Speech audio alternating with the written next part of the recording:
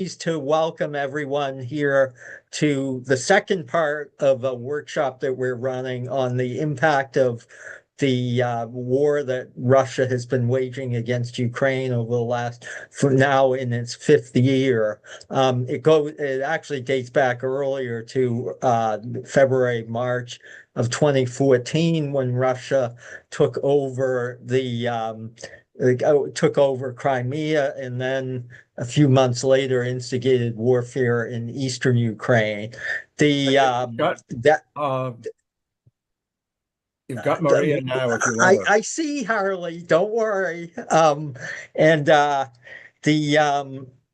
so we are running this two-part workshop. Last Friday we had a workshop that looked at the impact of the war in Ukraine itself, and now we're following up with this workshop dealing with the Russian Federation. So the first segment today it looks at the impact of the war on Russia's economy, the economic repercussions from the war.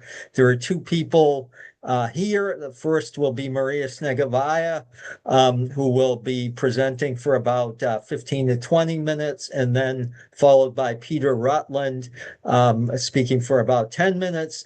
Maria is a senior fellow at the Center for Strategic and International Studies in Washington, D.C.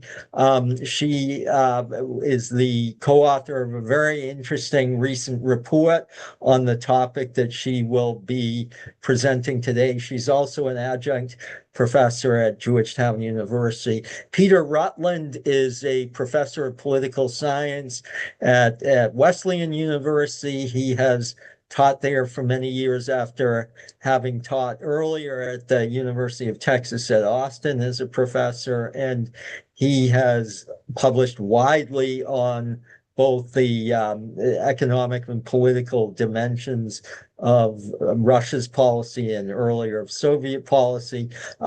So I'm very pleased to have the two of them here today. The second segment today, which will be hosted by my co-organizer of this workshop, Andrea Graziosi, a professor of modern European history at the University of Naples. He will be hosting a segment on the demographic consequences of the war. The demography is a crucial issue in looking at a war that has killed or severely wounded well over 1.4 million Russians.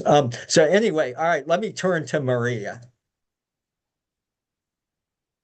Maria, you're muted. Hello, everyone. Real pleasure to be here today, and apologies for the small delay. I had my fair of technical issues yesterday and today, but hopefully it's all overcome now. I'm going to start by presenting some slides. This is the project, based on the project that we delivered, funded by UCOM on Russia's war economy and adaptation. And then, of course, happy to discuss along the lines that Mark has presented. So I think I'm now sharing, and hopefully you're able to see my slides. So yeah, some of the questions that we're going to try to address today pertain to the issue of Russia's economic readiness and industrial mobilization. One of the key puzzles since the start of the war, Russia's full-scale invasion of Ukraine in 2022, has to do with the remarkable resilience of Russian economy. Many analysts have predicted at the start of the war and the so-called sanctions from hell unleashed by the Biden administration on Russian economy, that it will be collapsing or at least doing much worse than what we observed over the last years. And the key question is, what is the source of this remarkable resilience of Russian economy? I'm going to discuss the issues pertaining to the factors allowing Russia to attain this remarkable resilience, including also the external risks that are associated with this newly adopted model, and also what it means for Russia in the medium and long term. So in the post-2022 period, we have seen significant conversion of the Russian economy to something that can be described as a so-called military Keynesian system, the system in which state expenditure substitute for the much lacking investment. And specifically in the Russian case, officially last year, the defense spending reached 6% of the GDP, but that is not the whole number. If you count in broader military spending, it already reaches over 7%. And a lot of articles over the last years have been classified in the Russian budget. So counting even that in, you likely have a much larger number, which we cannot account for. That's approximately in the Russian budget in 2026. This trend is going to continue with about $160 billion allocated for defense. And the spending is on the so-called guns, so the security pertaining articles, at this point exceed health, education, social policy spending combined.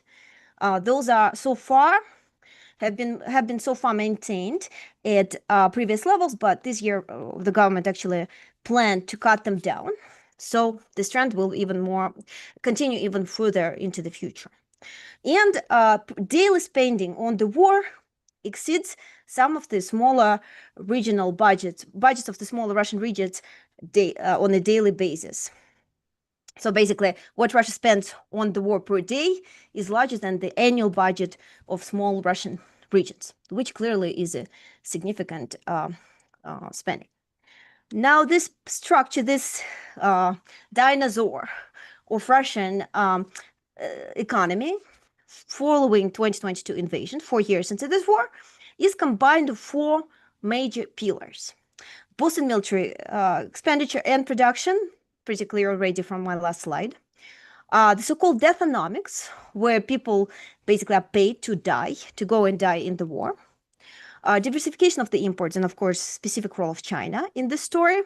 And energy revenues, I'm guessing perhaps one of the most interesting parts of the story, Russia's reliance on mostly at this point oil and gas revenues. So military production, I'm going to go through each of these in a little bit more detail now. As we have discussed, Russia already before the war, but especially after the war, allocated significant state-driven expenditure on specifically production, moving many old Soviet legacy factories to increasing the operation, expanding. Production now in some factories is ongoing 24 hours per day, creating new assembly lines. And in my current project, we monitor some of those defense enterprises. We see that they significantly expanded their productions with a particular emphasis on drones of all weapon systems. There's also state-driven subsidized loans. This is dynamic where the defense-related companies are getting discounted loans, so loans at below market rates, below what they would normally get, because the state subsidizes basically the difference. Many of those corporate loans go to corporate and state-related loans go to defense-linked companies. The result has been significant expansion of Russian military production. I will flag that, unfortunately, here we have to rely on Russian self-reported numbers. Also, the state has been classifying a lot of the information, for example, on the state procurement websites. None of that information is accessible for major conglomerates. But so you need to discount, keep this with criticism, with skepticism. Nonetheless, we do see on the ground in Ukraine evidence of significant expansion, like Rostec reported numbers, tanks production expanded by 7 times in 2023, light armored vehicles almost 5 times, artillery and missiles over near three times, etc., etc. Drones, of course, completely dominate production in all segments. Only Shahed-style drones, these are the longer range ones, the ones that you typically see reported. One of them hit the residential building in Ukraine. Typically, it'd be Shahed-style drones, tens of thousands, allowing Russia already at this point or soon enough to be launching thousands of drones per salvo. It used to be several drones per night, then hundreds of drones. Now we're talking thousands of drones. And there's many, many more smaller, more simple, so-called fiber optics FPV drones, etc., etc. It's concerned the same trends that I'm not going to be discussing here in detail, concern many other areas of production, munition, missiles, and so on. It's important to keep in mind, though, that many of the tanks, for example, and armored vehicles are the legacy Soviet vehicles, and those Russia are running through. But it wouldn't stop Russia, even if it would run out for all of its Soviet stocks. It cannot stop Russia from continuously produce drones and missiles and various explosives and send them to Ukraine. Having said that, in 2025, we have seen some evidence of slowing down of this trend. Specifically, some elements of military productions have stagnated, probably a reflection of the overall slowdown of the economy. I will talk about it in a little bit more detail. And another important factor has to do with the role of the so-called civil society or uncivil society. We, tend to engage in the discussion, like yesterday, for example, to what extent Russians support the war. But it's important to keep in mind that the grassroots initiative has become in Russia a very important element into this war. And the state has now established specific structures like Ushkunik, for example, which are meant primarily basically to suck out of the society these creative individuals, so-called notorious levsha, from the Russian novels of the 19th century, who are very creative and entrepreneurial, and they come up with their own types of drones. Subsequently, these specially state-driven institutions identify those creative individuals and mass produce their designs, accordingly creating this link between the grassroots initiative and bottom-up scaling.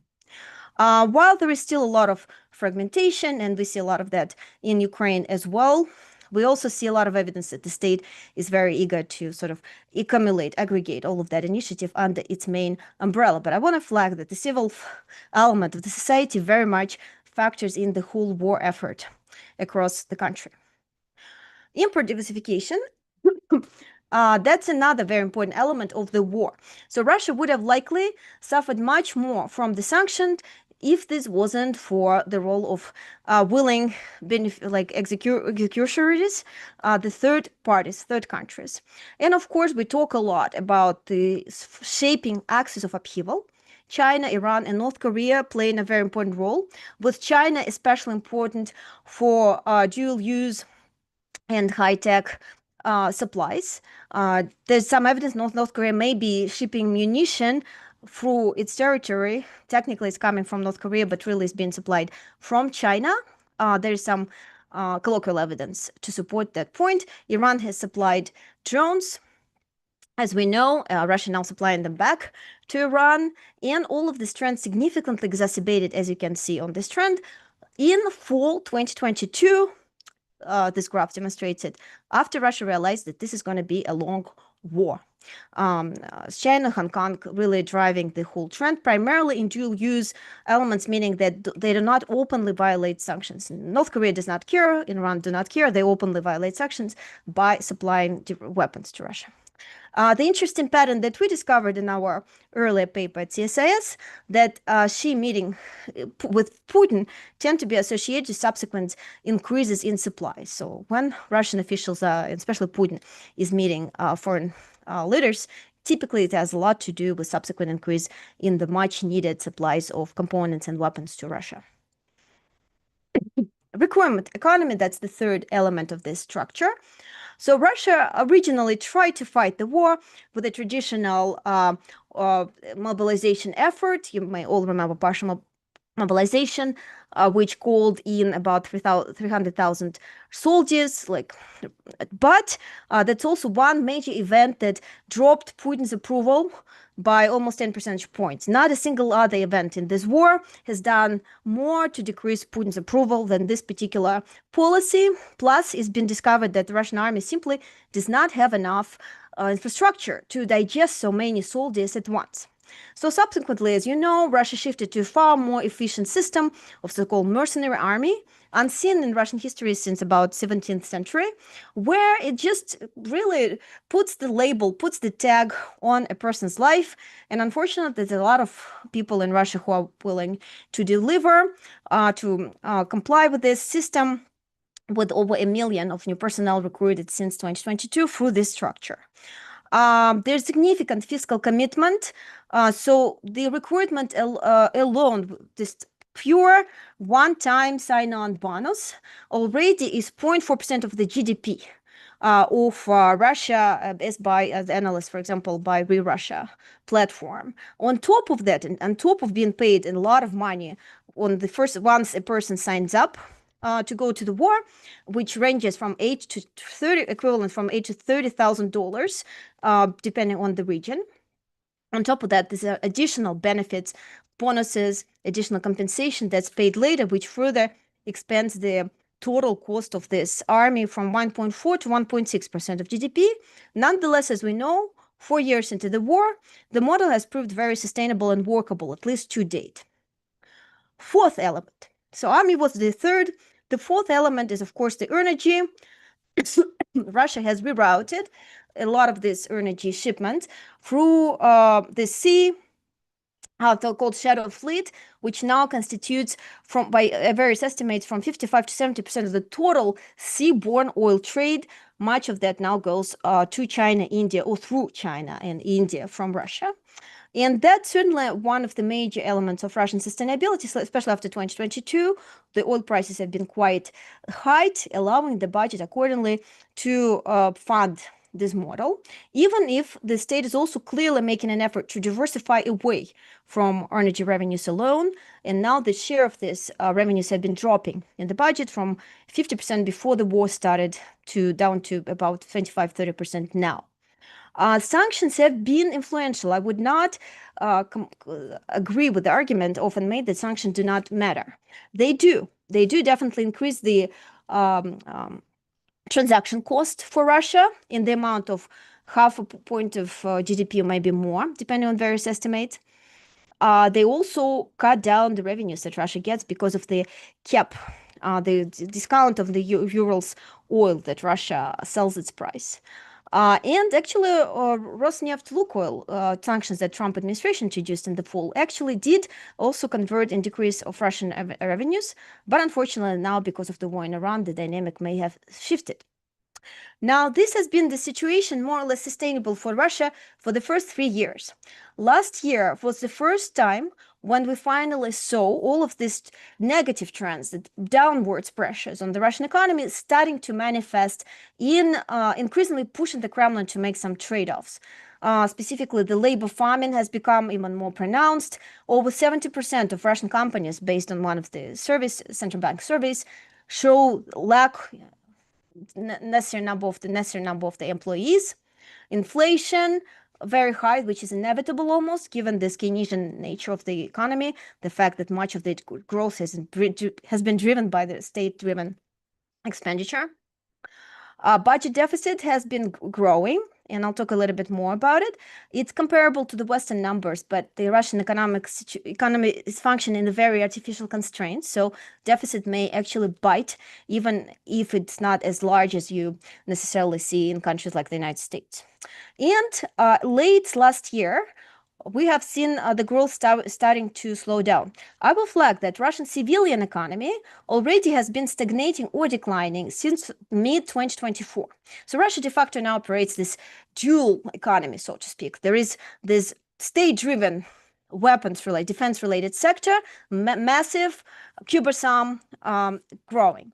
But there's also civilian sector that's been shrinking, that's been taken resources away because the defense sector sort of sucks out all of the resources. And that has been stagnating already for quite some time. The new dynamic that we saw last year, in the end of 2025, was that we have finally seen this effect of recession transpiring, going through from the civilian sector towards the defense sector. And early this year, first quarter of 2026, for the first time, we saw Russian growth decline for the first time since the war started.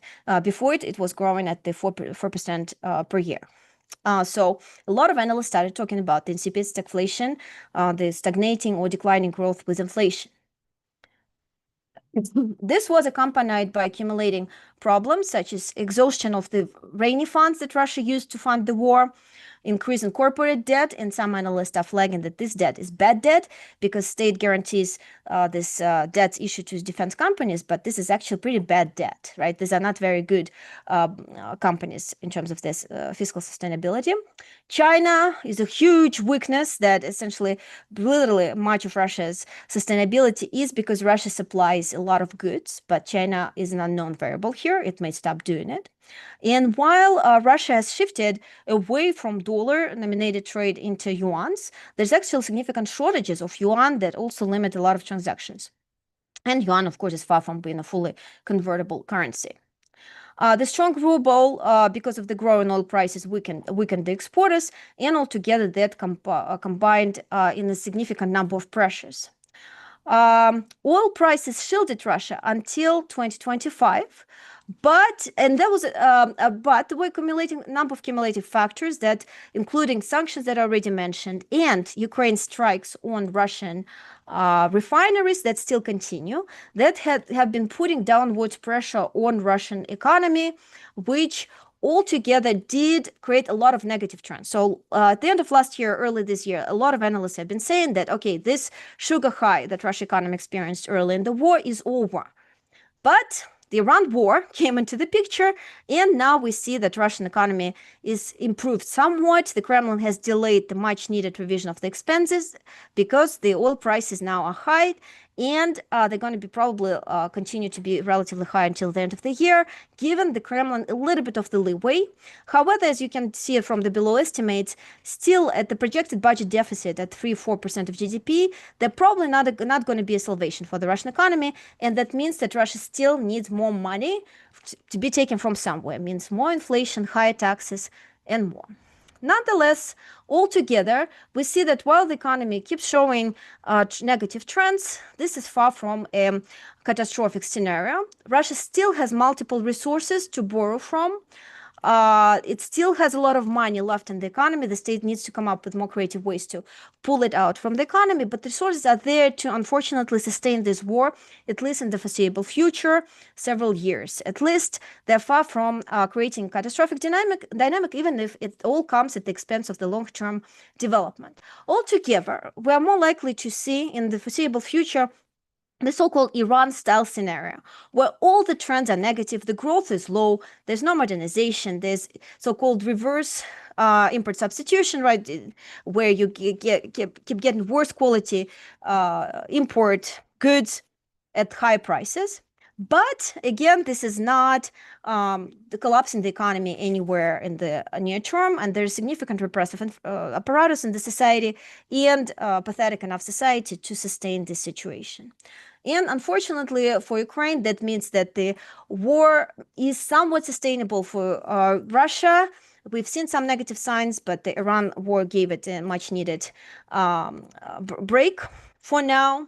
And unfortunately, the war will likely continue from the economic perspective for a very long period of time. For implications in terms of sanctions, and this is my last slide, we need to understand that with Russian economy, there is no long-hanging fruit. The economy is on the downward trajectory, but there is no easy solutions. However, there's multiple unclosed loopholes in sanctions policy and so on that the West still can implement to make things much more problematic for the Kremlin, that in the situation that's already quite negative. Thank you so much. I'll stop here. Okay, thank you very much, Maria. Peter. Okay, thanks for the invitation. It's always I always learn a lot from listening to Maria, and she certainly packed a lot into that presentation. I broadly agree with her analysis that the economy is under strain, but it's not collapsing.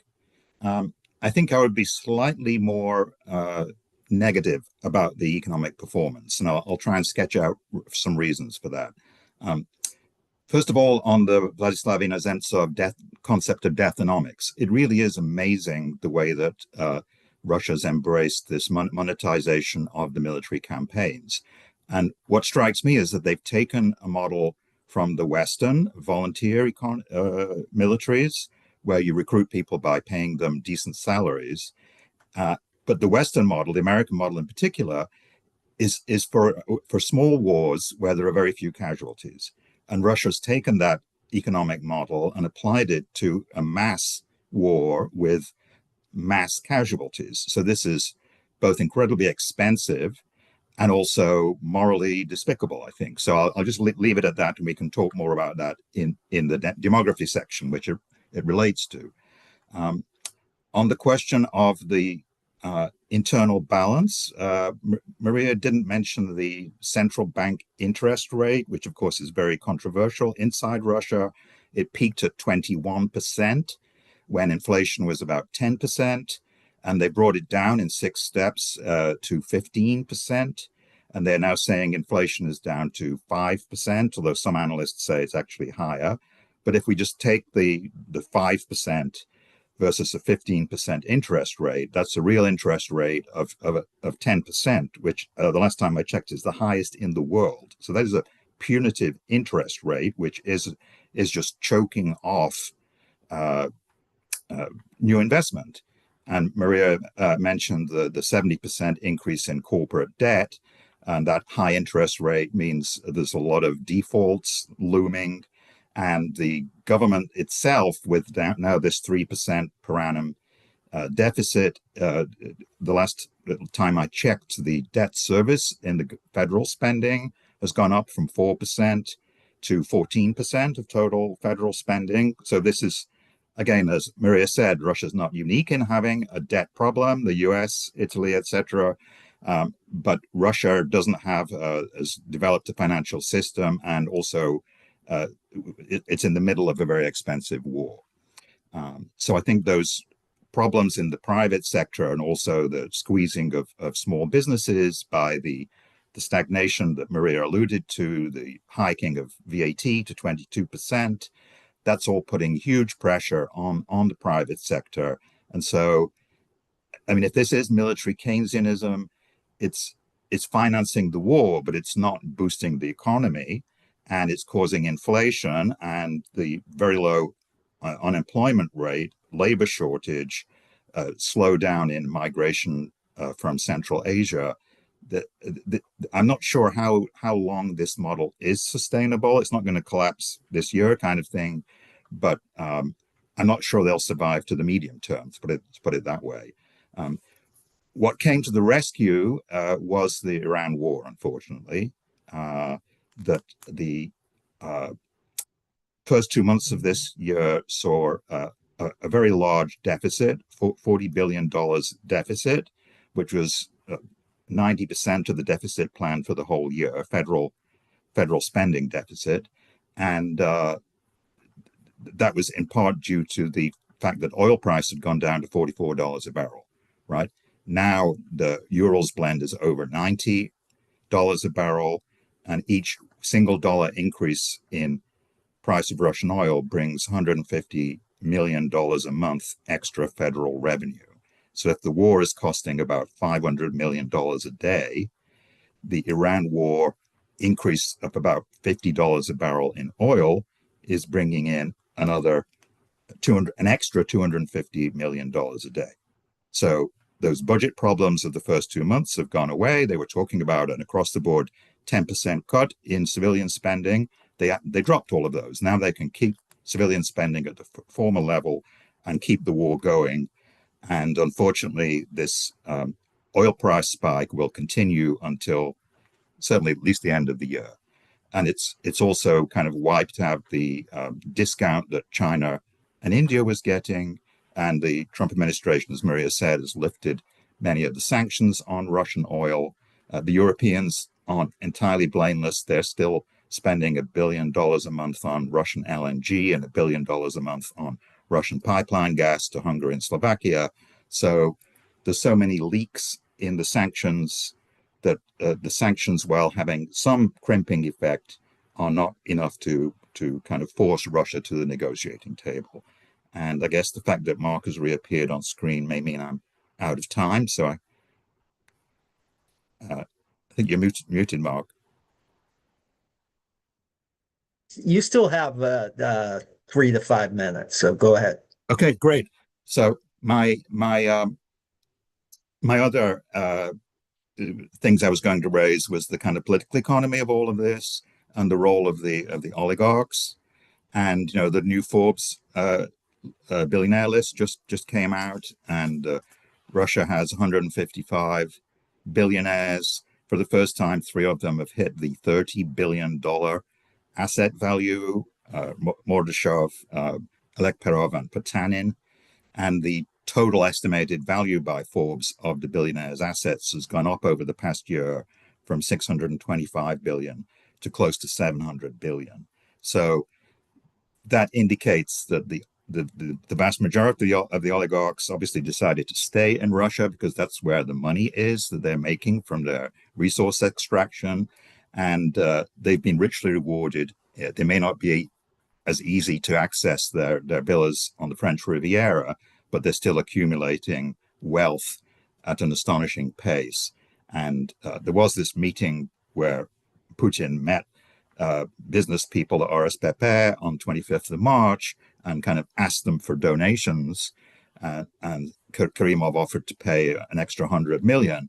I don't think that was really because the state needed their money. It was more a kind of loyalty test, because if the state needs the money, it simply does a windfall tax on them. So I think the political economy of all of this is that the oligarchs, who initially we'd all hoped would kind of prevent Putin from launching this crazy war, they've also displayed the adaptability that Maria was referring to and have enabled Russia to wage this war through generating new trade networks and new technologies. And so my kind of final conclusion would be, we often talk about the 1990s as being failure and chaos and anarchy and destruction.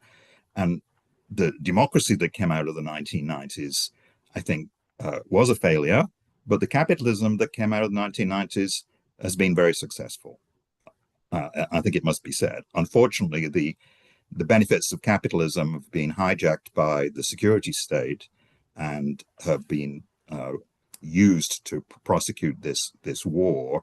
And so we've got Soviet legacy factors in ideology and also Soviet legacy factors in the structure of the military industry, which enabled it to scale up very quickly, combined with and Soviet legacy of repression and political control, combined with the dynamism, adaptivity of global capitalism. So that's a kind of toxic combination, and I don't see any easy way for us to disentangle that kind of monster that we've helped to create.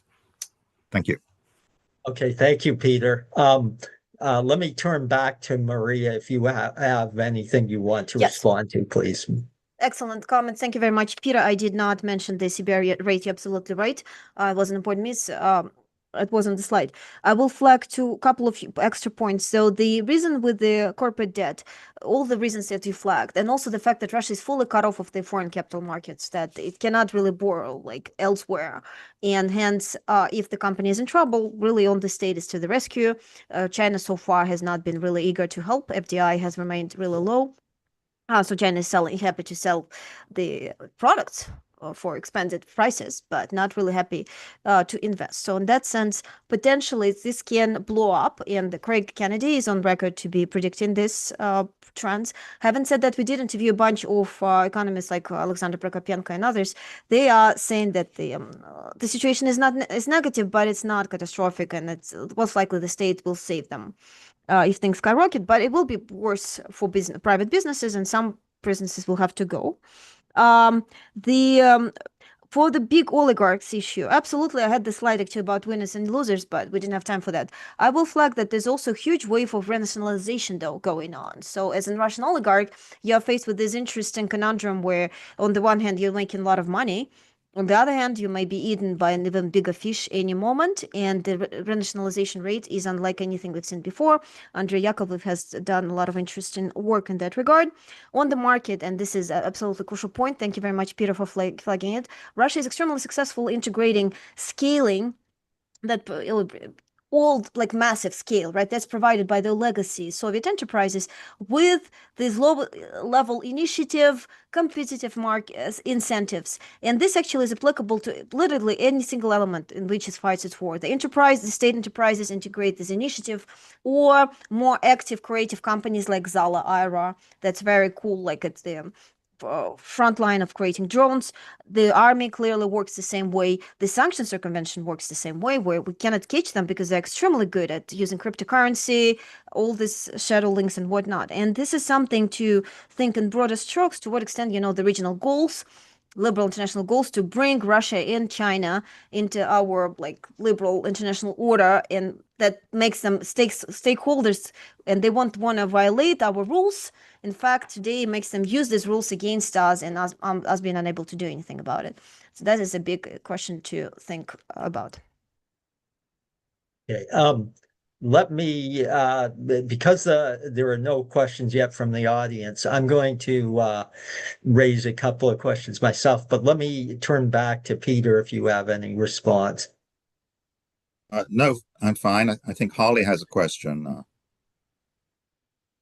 Please, Harley. You're muted, Harley. I thought I hit the unmute. You're okay now. Yeah. You okay? Yes. Two things very quickly. One is the Chinese have indeed been selling Russia a lot. Bank of Finland is doing a great job tracking the prices on that, and they're about 50% higher than what they would sell for on the global market. So it has not exactly been, generous support. And the last 2 weeks, I've been seeing a lot more in the Russian press about debt. Promshchaz Bank is evidently having real trouble with some of the companies it has been loaning money to. The regions have been in this competition to send soldiers to the special military operation. They're outbidding each other. Turns out that somebody who wants to be funded to do this can apply in any region. They don't have to apply where they live. And so that's encouraging the regional leaders who are being sort of monitored by Putin and how well they're doing on this to raise the numbers even higher. And that's going to be hard for them to repay also.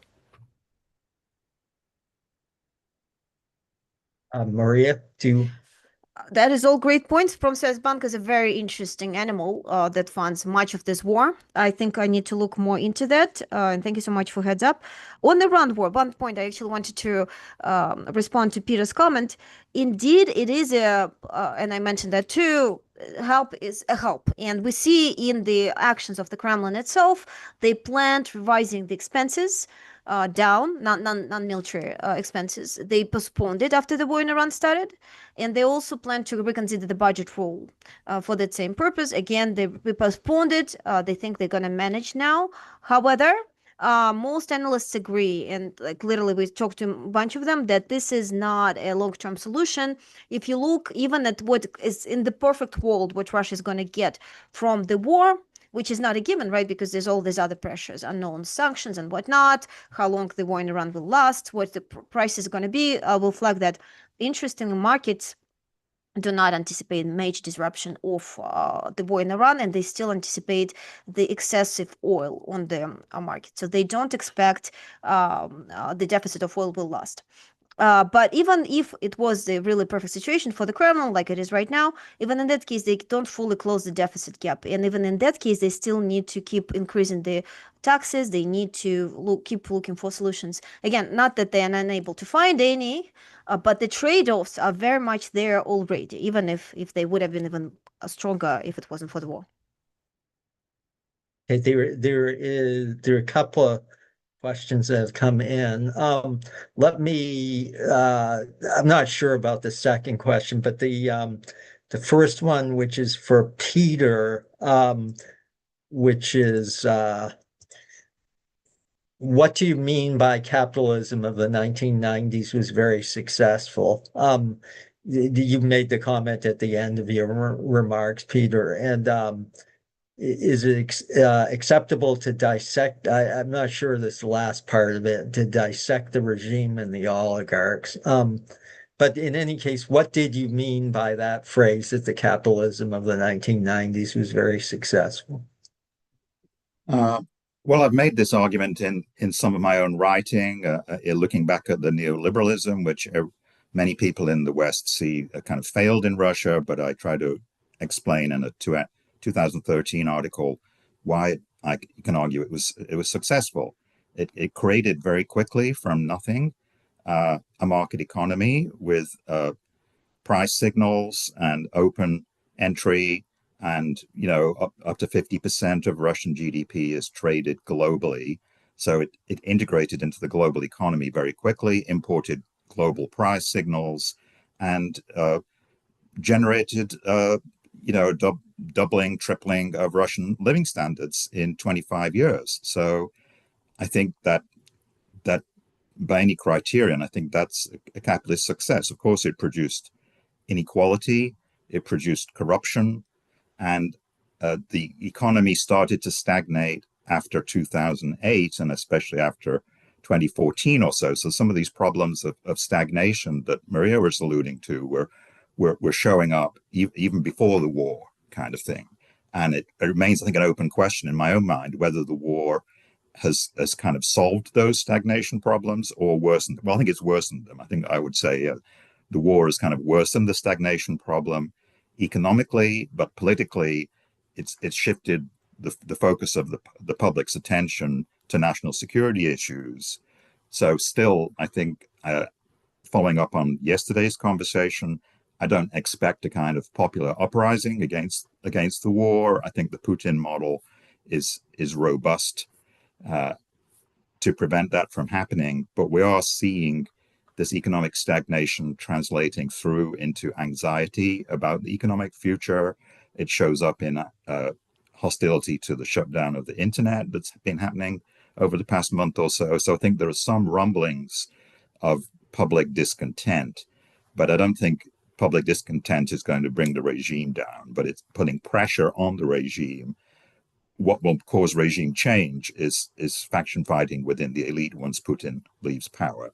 And at that point, the public discontent may become a factor which some elite factions will appeal to. Could I add to Please, that? Marie. Excellent points. Thank you very much, Peter. It's hard to really to disagree with anything you say. I will just flag that this is unrelated, but I will have a book forthcoming in October in which I write about the nomenclatural continuity. And this is relevant to the issue of the market reforms in Russia, because if you remember, back in the early days, there was this big debate about why did Russian reforms not fully succeed? And there's an argument made by Gelman that it's partial winners who block the reforms.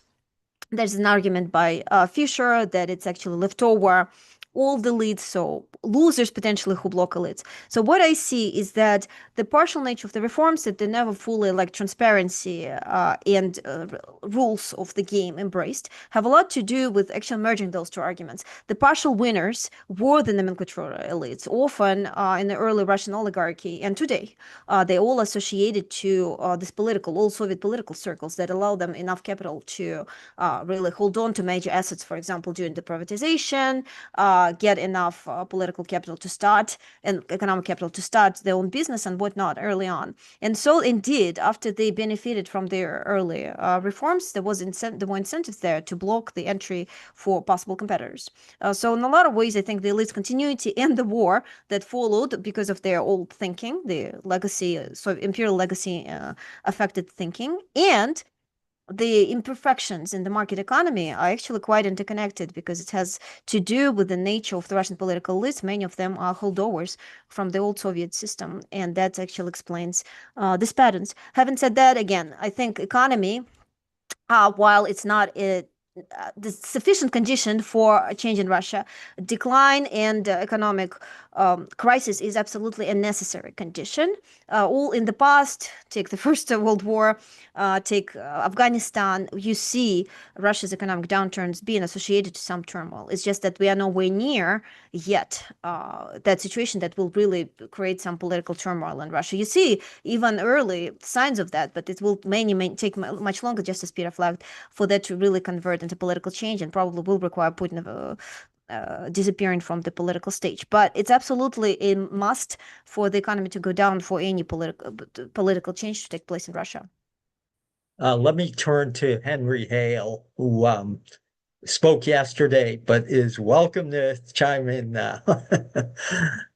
Yeah, thank you. Yeah, very interesting discussion. I guess my question is about how clearly the Kremlin anticipated sanctions and economic difficulties before the war and had some kind of plan in place to deal with the consequences. And so my question is, in your opinion, to what extent is the resilience that we see, to the extent that we've seen the resilience due to that plan, or has it mainly been improvising in the end, right? Where it's kind of, was what it anticipated, kind of what was borne out, and the plan worked, or was it really, they were just scrambling and managed to hit on some things that worked? Excellent question, Henry. If I might jump onto this answering. So I think my answer at this point is both. I really regret now, honestly, that I haven't tracked this whole Eastern turn that was unraveling after the war, the Crimean War, the first one in Ukraine, because I think the understanding that there was something major coming was there. I'll see that in a number of indicators. Of course, this turn towards China already after 2014, increasing openness to the Asian markets or global South markets, rerouting some of the trade, investment in alternative corridors. We just published this Russia-Iran North-South corridor that was already in the making before. And of course, especially in terms of the military-industrial complex, we see very strong consolidation effort that really started in 2000s, but accelerated after the Crimean War, for 2014. So elements of them preparing to something is clearly there. But there's also multiple evidence to the contrary, right? The 2022 was definitely the major trigger, and a lot of trends that were maybe mapped, drafted before, they radically accelerated. And of course, let's not forget these huge reserves, the foreign currency reserves that were still located in the West, that would probably have been taken away if they were more serious about it, or they may have underestimated the scale of the response from the West. But so I be honest with you, I think like this particular topic, it requires further digging. But from what I can see now, they're questionable. They were preparing to some sort of escalation with the West already since late 2010s, if not mid 2010s. And that includes specifically the military-industrial complex being restructured. It's refurbished. They stocked up, as you know, on the machines, the machine tools and whatnot. But of course, 2022 was a huge disruption, huge trigger.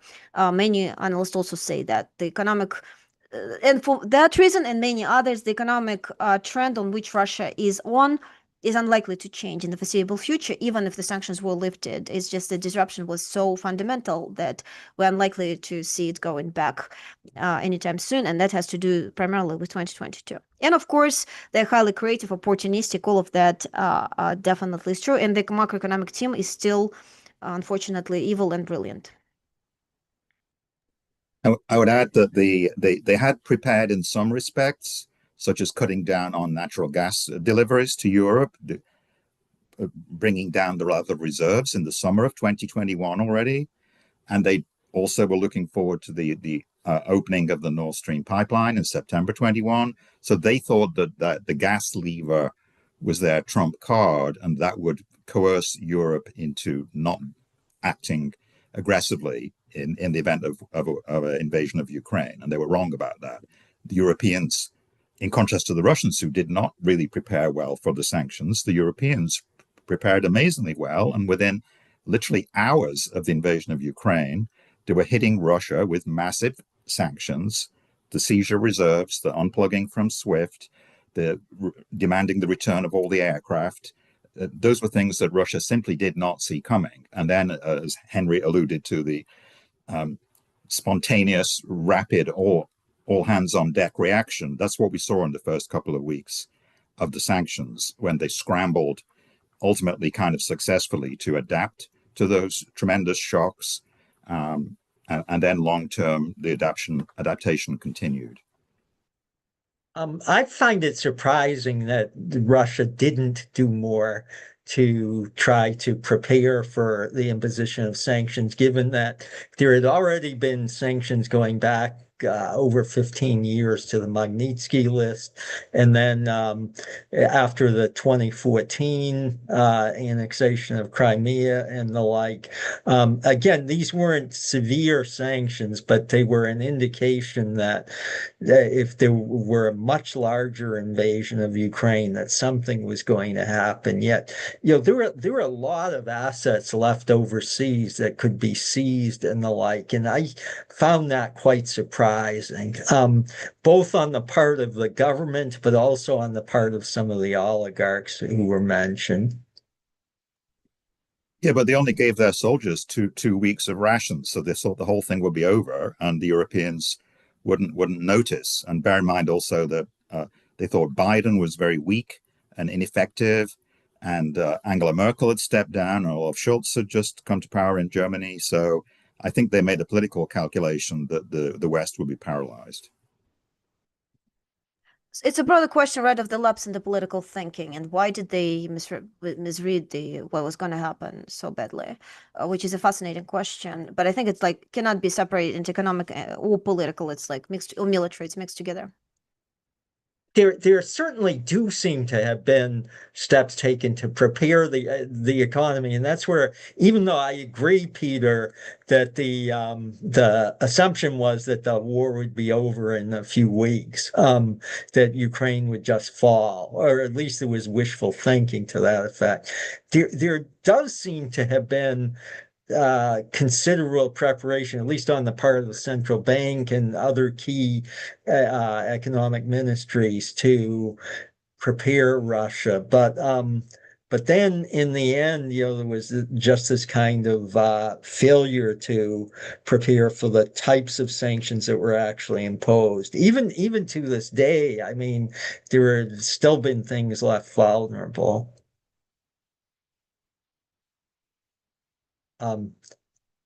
Okay, so if there are further questions, please, Cindy. You're muted. Nope, I'm on.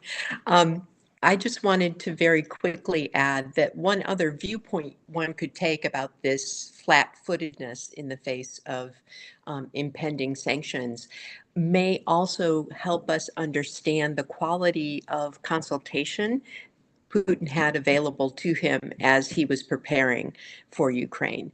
I think part and parcel of this process is tied to the fact that this incorrect assumption about Ukraine folding very fast is very related to an incorrect assumption that NATO or Western Europe was going to do nothing to support the Ukrainian cause. And one never knows unless we've got a fly on the wall in the Kremlin, but I think it falls in a long line of mistaken assumptions and may well reflect quite clearly a lack of competent advisors at the very highest levels. He definitely had a strategic military plan, but I think the socio-demographic and economic implications really were unconsidered. Thanks. If I could get in one more question before the session is coming to the end, but if I could get in one more question, which is one thing I think Russia did do well was to enlist countries that would be willing to help it evade the sanctions, not only China and India, which are the large ones, but also Turkey, which is not a member of the European Union, and never felt obliged to comply with those sanctions, and in fact became an important vehicle of the smuggling of embargoed goods to Russia. But even smaller countries like Serbia and so forth got significant support from Russia on issues of importance that allowed Serbia also to become a vehicle for the export of embargoed goods to Russia. So that's one thing where I think that they were quite skillful in getting around sanctions, although it's not clear to me how much of that was lined up in advance, even given Putin's meeting with Xi Jinping. It isn't clear that any of that discussion focused on economic issues. Okay, let me give Maria and Peter a last word, and then we will move to the demography section. Thank you so much. Agree on all accounts. Fascinating topic, and I think it's much more for us to learn. I will say that we see India increasingly showing in sanction circumvention schemes. It's kind of a relatively new development. The political thinking remains the key question. Why and how they made these decisions? We know that the economic bloc warned Putin before the war about possible consequences, and they did also in 2014, but Putin ignored them. But FSB clearly had a major role, but it's kind of they clearly a lot of opportunism, and across all of the structures we see the same trend, right? They have these monsters, Soviet legacy monsters, with army or defense sector or the production base, and then they sort of squeeze in market incentives to make it work. And unfortunately, when it comes to sustainability of this war, the system, as imperfect as it is, seems to be working. Yes, it's a very bad untrained army, but there's a lot of these people and pretty much the same very low quality weapon systems, but there's a lot of them and they can produce them at scale for a foreseeable future. Last point about the political decision making, the problem is that I think you're very right to flag this. We still don't fully understand how they make the decisions, and the tragedy of it is that they don't seem to be willing and able to revise the incorrect thinking, right? Strategically, in 2014, they attacked Ukraine. They couldn't really make Ukraine switch towards Russia, but instead of realizing it, they doubled down 2022. And strategically, in all of the military thinking, the ambition is still there. They adjust tactically, but unfortunately, strategically, they don't. And that certainly is a big threat going forward. Okay, thank you. Peter? I think there may be some more rationality in the Russian elite's willingness to risk the sanctions in 2022 than we're giving them credit for, because the hit that the European Union took from the sanctions was massive, right? Like a five-fold increase in natural gas prices that knocked like 2 or 3% off the German growth rate. So the hit that the Europeans took was massive. So if the Russians thought they wouldn't dare do the sanctions because the impact would be so great, that was true. Plus, bear in mind that it took a year before the price cap was introduced on oil, and so the Europeans continued to import Russian oil and gas through most of 2022, and the price hike benefited Russia. So it wasn't completely unreasonable to kind of sketch that out and imagine that the Europeans wouldn't want to take that punishment. But as it was, that was the choice they made. Final comment on China. We didn't talk that much about China.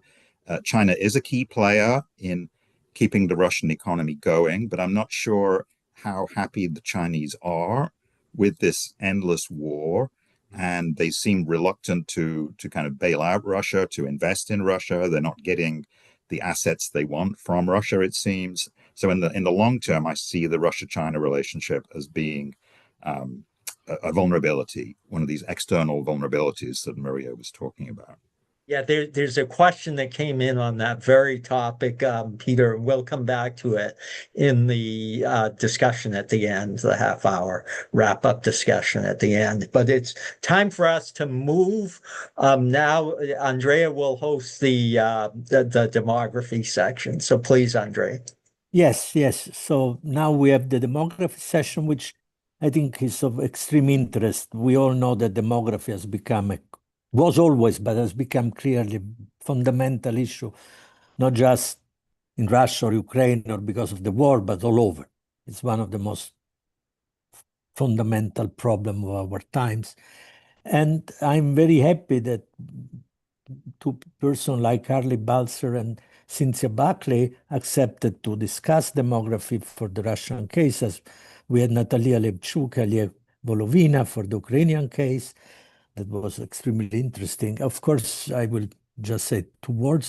Harley Balzer has been an institution for our profession at Georgetown. He was the director of the Georgetown Russian Area Studies program for many, many years. He wrote a key book on Gorbachev, and just recently, a book that I hope the title is hopeful, Failure, Russia under Putin, that just was published. And since, of course, has been at the University of Michigan Population Studies Center and the Center for Russian and East European and Eurasian Studies there, and she too is a great expert on demography and population studies. So I'm sure the discussion is going to be of extreme interest. And I give immediately the floor to Harley, who was 20 minutes, and then Cynthia will have 10, and then we'll open a discussion that will continue in the half hour that we added this day to the panel. Please, Harley. Thank you. We got the slides? I don't see them. Yes, now something is coming. Yes. Okay. Yes. Thank you. You can go to the next one right away. Very quick disclaimer. The problem is Putin. It's not the Russians. I spent a lot of the 30 years before 2015 involved in a lot of projects to try to help science and education in former Soviet Union and then in Russia. Several people who were key players in Yeltsin's first government were folks I was very close to in the 80s. So I got to talk about policy with them quite a bit. Got nearly $1 billion invested in helping science and education. At this point, the only thing I can really be proud of is I made sure the Ukrainians got every penny they deserved. And I gave up on that after Andrei Frisenko told me that we were no longer children and we weren't going to learn from anybody. Next. Try to do three things very quickly. Summarize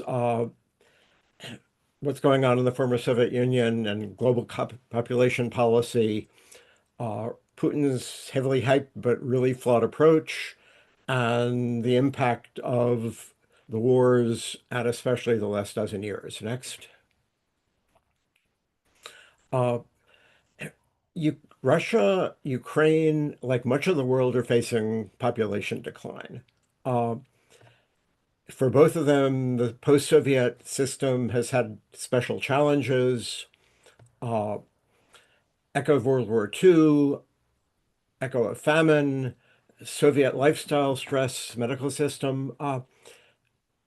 But the most important thing to say is we've got no reliable data right now. And the most recent census in Russia was heavily altered by the COVID epidemic.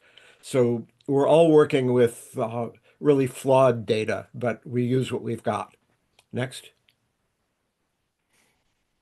And it's important to keep in mind, Russia looks like a lot of other countries in many really important ways. It's at the extremes in a few of them, but it's also an outlier in several things. Adult life expectancy, the immigration trade-off where they're getting a loss of human capital, their really awful treatment of immigrants makes the United States these days almost look okay.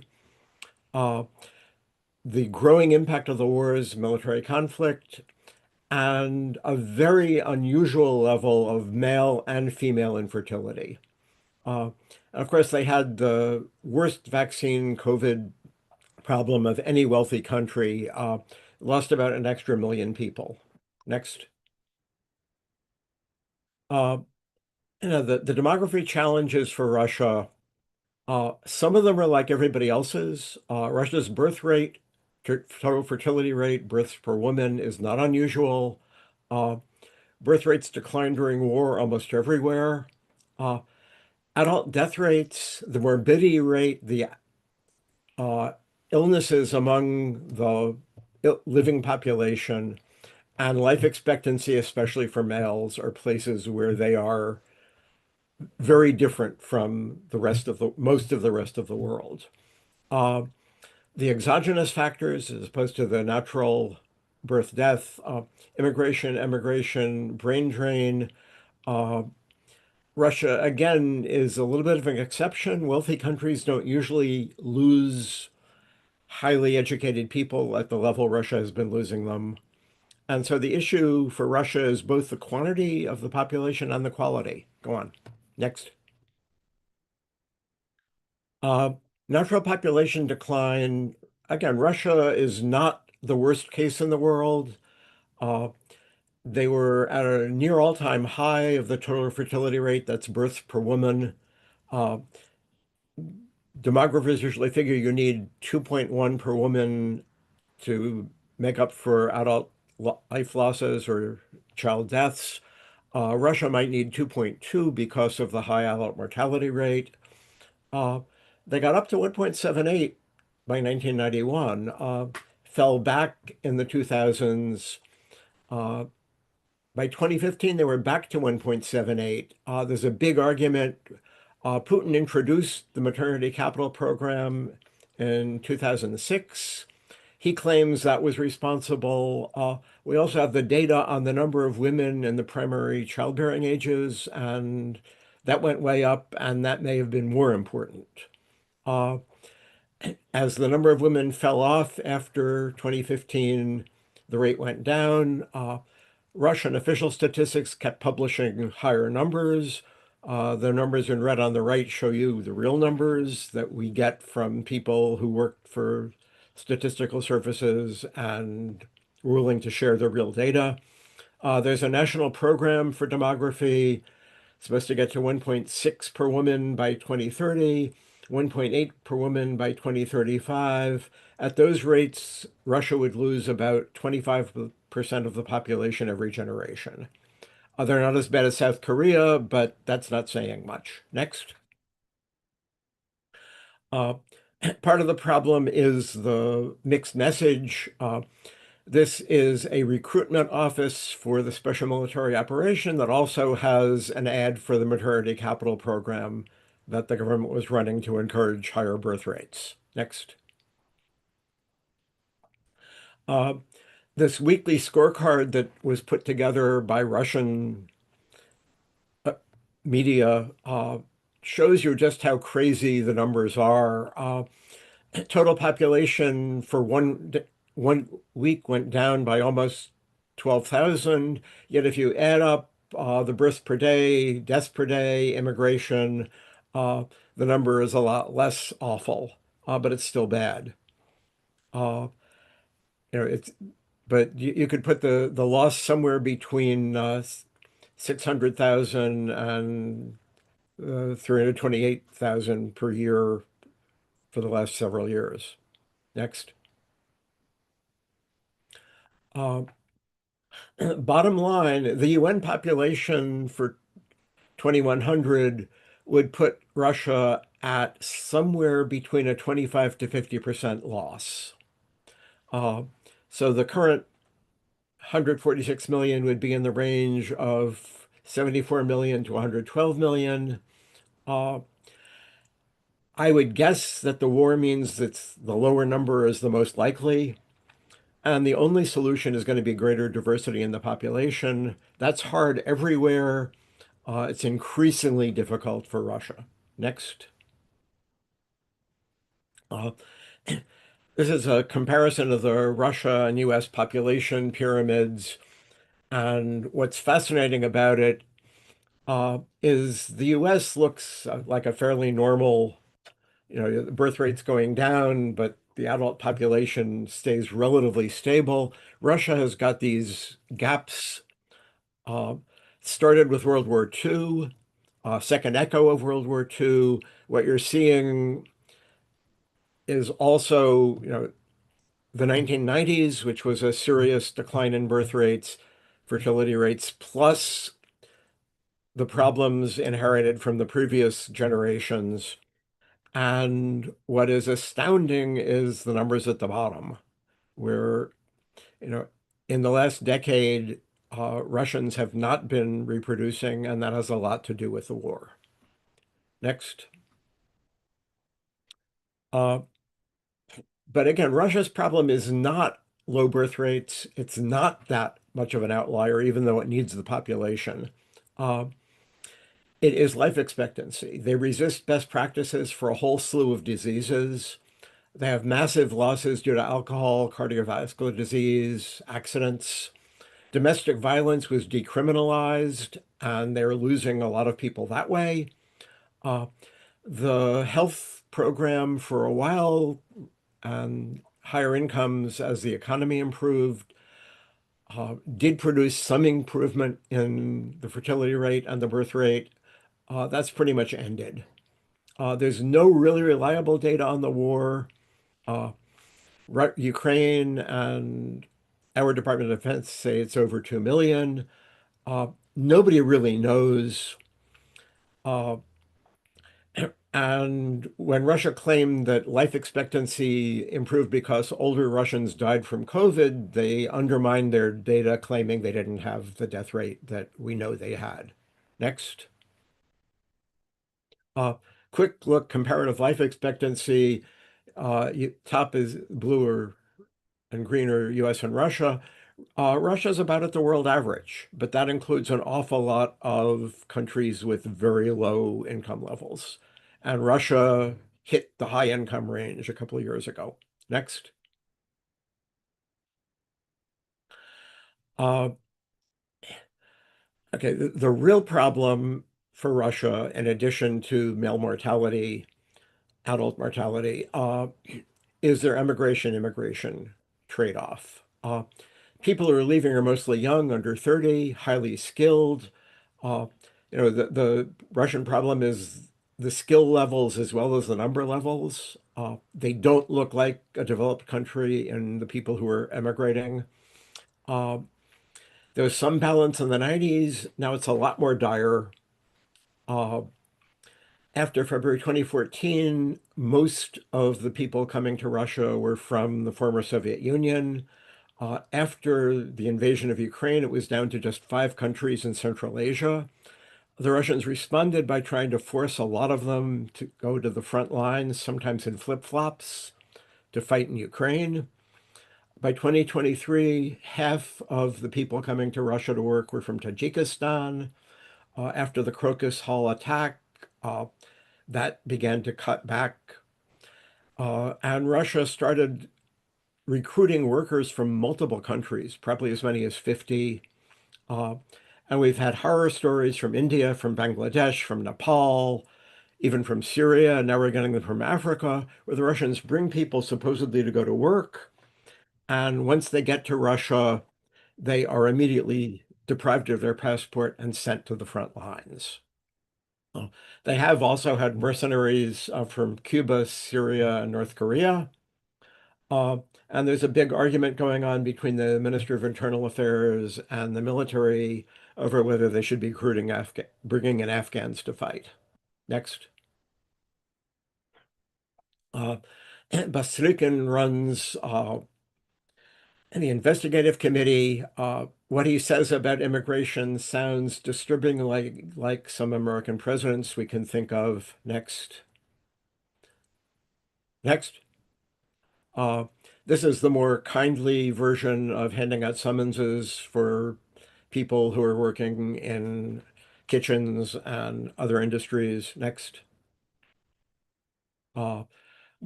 More often, these really rough roundups of foreign workers, and again, a lot of them now being sent to the front. Next. This is,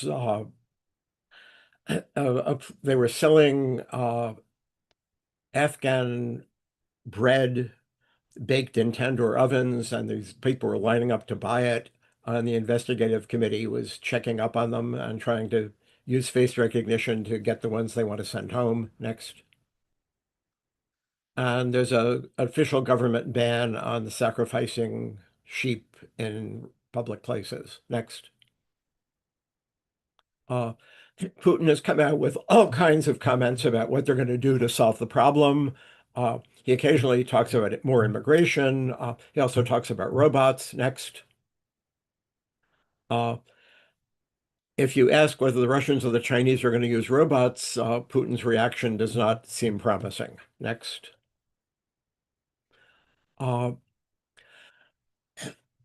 Russia is increasingly becoming a country with a less Russian population. The immigration is brain drain without a gain. Immigration has been declining. They're getting fewer compatriots, also fewer non-Russians. It's exacerbated by forcing them to go to the front. The Russian Duma has now passed a law prohibiting sending migrant workers to fight in Ukraine. The most interesting thing about the equation is that the non-Russians have a higher fertility rate than the Russians. Russian fertility rate is about 1.1, non-Russian is about 1.4. So every year, Russia gets less Russian. Women are opting for sterilization in place of abortion because they can't get the home abortion products. War casualties are driving up the death rates.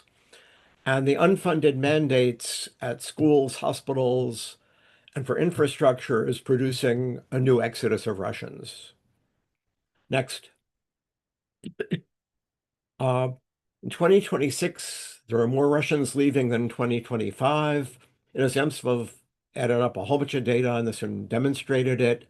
Entrepreneurs are being squeezed out of their businesses by high interest rates for loans and increasing taxes, and they're throwing in the towel. They're just giving up. They're selling their businesses and they're moving out of Russia.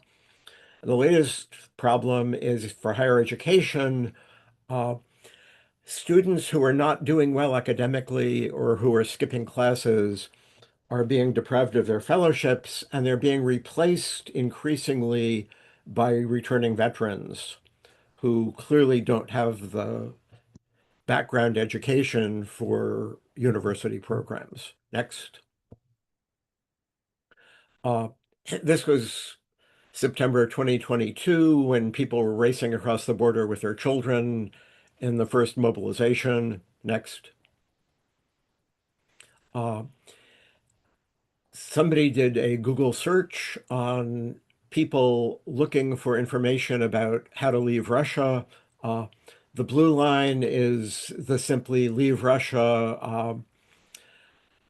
And the second one is how to leave Russia was a little less popular, but they're both back to the 1923 levels.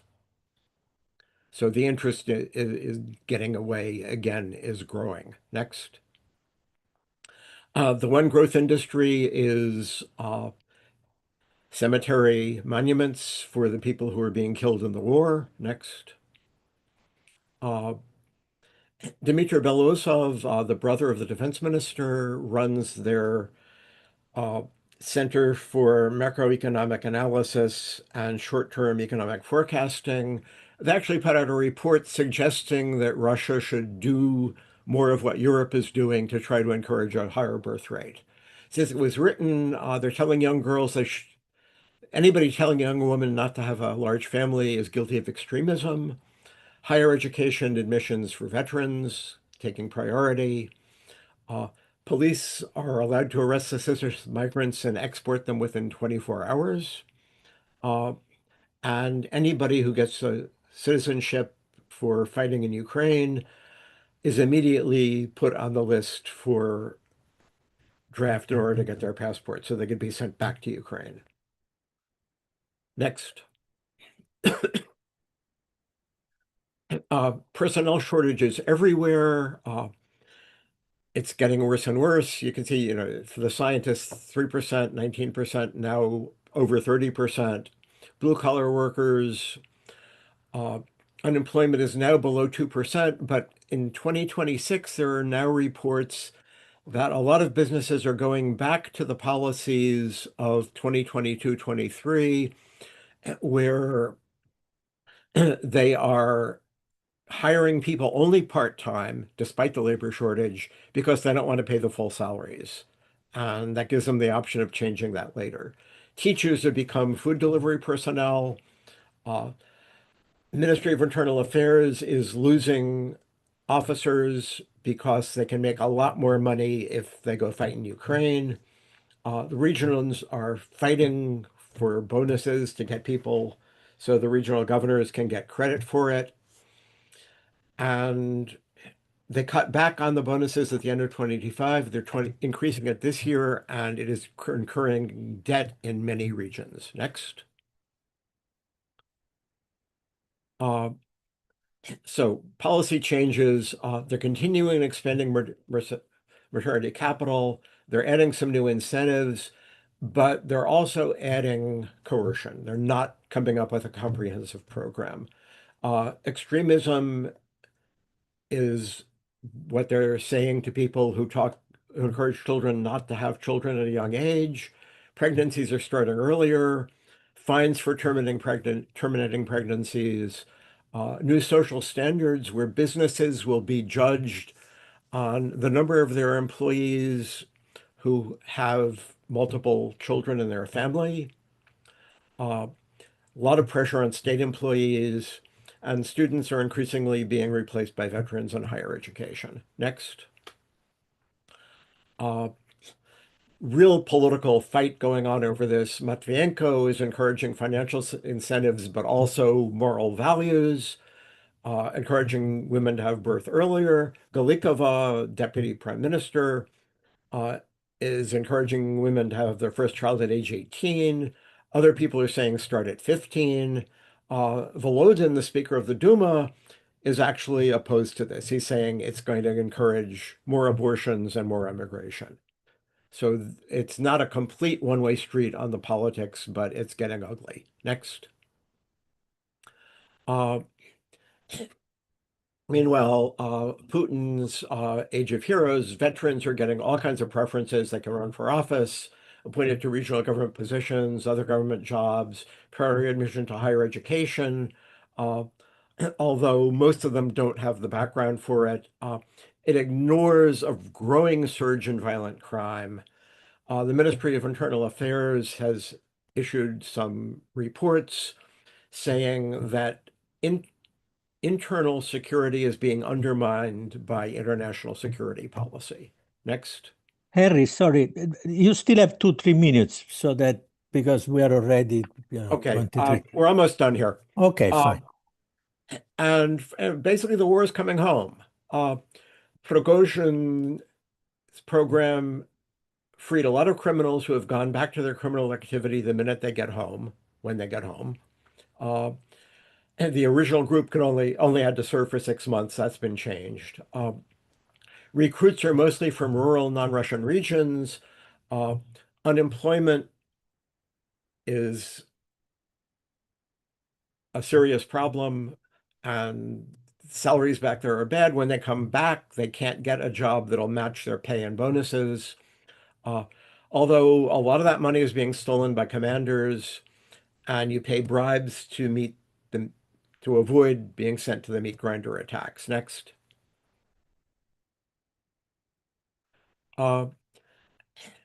Basically, Yedovshchina looks good in comparison to what's happening in Russia today. Nobody's tracking the number who have been killed by their own soldiers. We'll never know the casualties. But we're getting horror stories of officers robbing and murdering their troops, bonus money being stolen, confiscated. You have to bribe to not be sent to suicide missions. And when the veterans return home, theft, rape, murder, disappearance, pederasty is going through the roof. A lot of the victims are families of veterans who got bonus money if they were injured or killed. More crimes away from the battlefields. And there was an explosive increase in this in 2025. The statistics started combining both terror acts favoring Ukraine with the problems created, the crimes and injuries and murders by returned troops as a way of fudging the data. And the latest phenomenon is the new Black widows. These are women who marry older men, get them to go to the front, and in some cases, if the Ukrainians don't get them, they hire the mafia to do it and split the money. Lately, I've seen reports that the number killed at the front is higher than the number wounded. Next. Thank you. Happy to take questions. Thank you so much, Harley. Now we will have Cynthia, of course, sir. 10 minutes, please, Cynthia. You have to You're type. muted. You're muted. You have to, okay. I was onto my slides, so I apologize. I'd like to thank Harley for doing a yeoman's job of giving us a very broad overview of the demographic challenges that Russia has faced, particularly since 2022. I am going to talk a little bit about what we can do in terms of theoretically and methodologically framing some of these arguments, and I'll end with a couple of questions to start our discussion. Before I get started, I wanted to acknowledge that some of the insights that I'll be discussing come from a current NSF award from the ER2 initiative on the ethical and responsible social science research in the context of armed conflict. This is a study really looking at how social scientists can think about research ethics in these tenaciously difficult contexts of armed conflict, such as the Russian invasion of Ukraine. So one of the things that I wanted to talk about is how do we theorize the effect of war in Russia, right? Professor Balzer has given us a great overview of critical issues in migration. People not coming into the into Russia, lots of Russians leaving, how it has affected mortality, not just male mortality, but also social stress, a lot of alienation among children. And while, yes, data is scant, we can see from even regional newspapers more and more obituaries of young people who have committed suicide.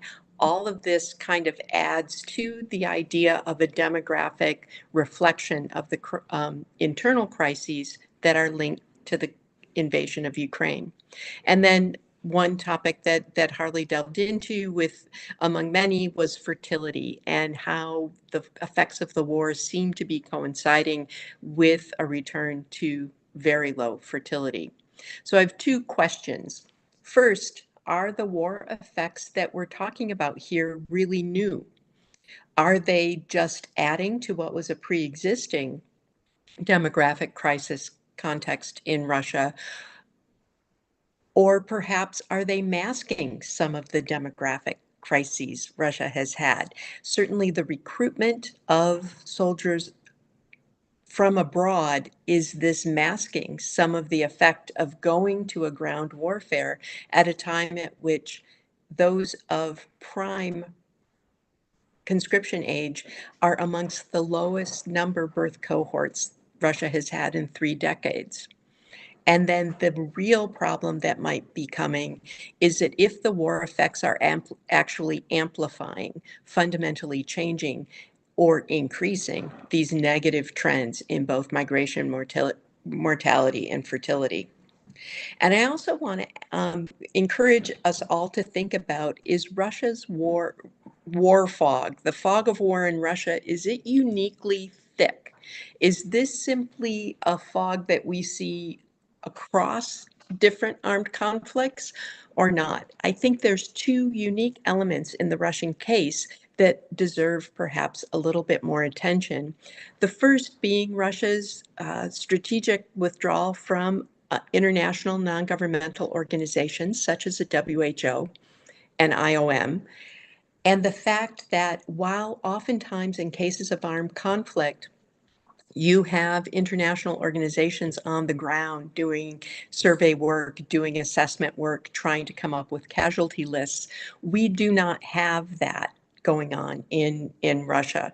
That, coupled with the lack of an independent press, means that information is very difficult to come by.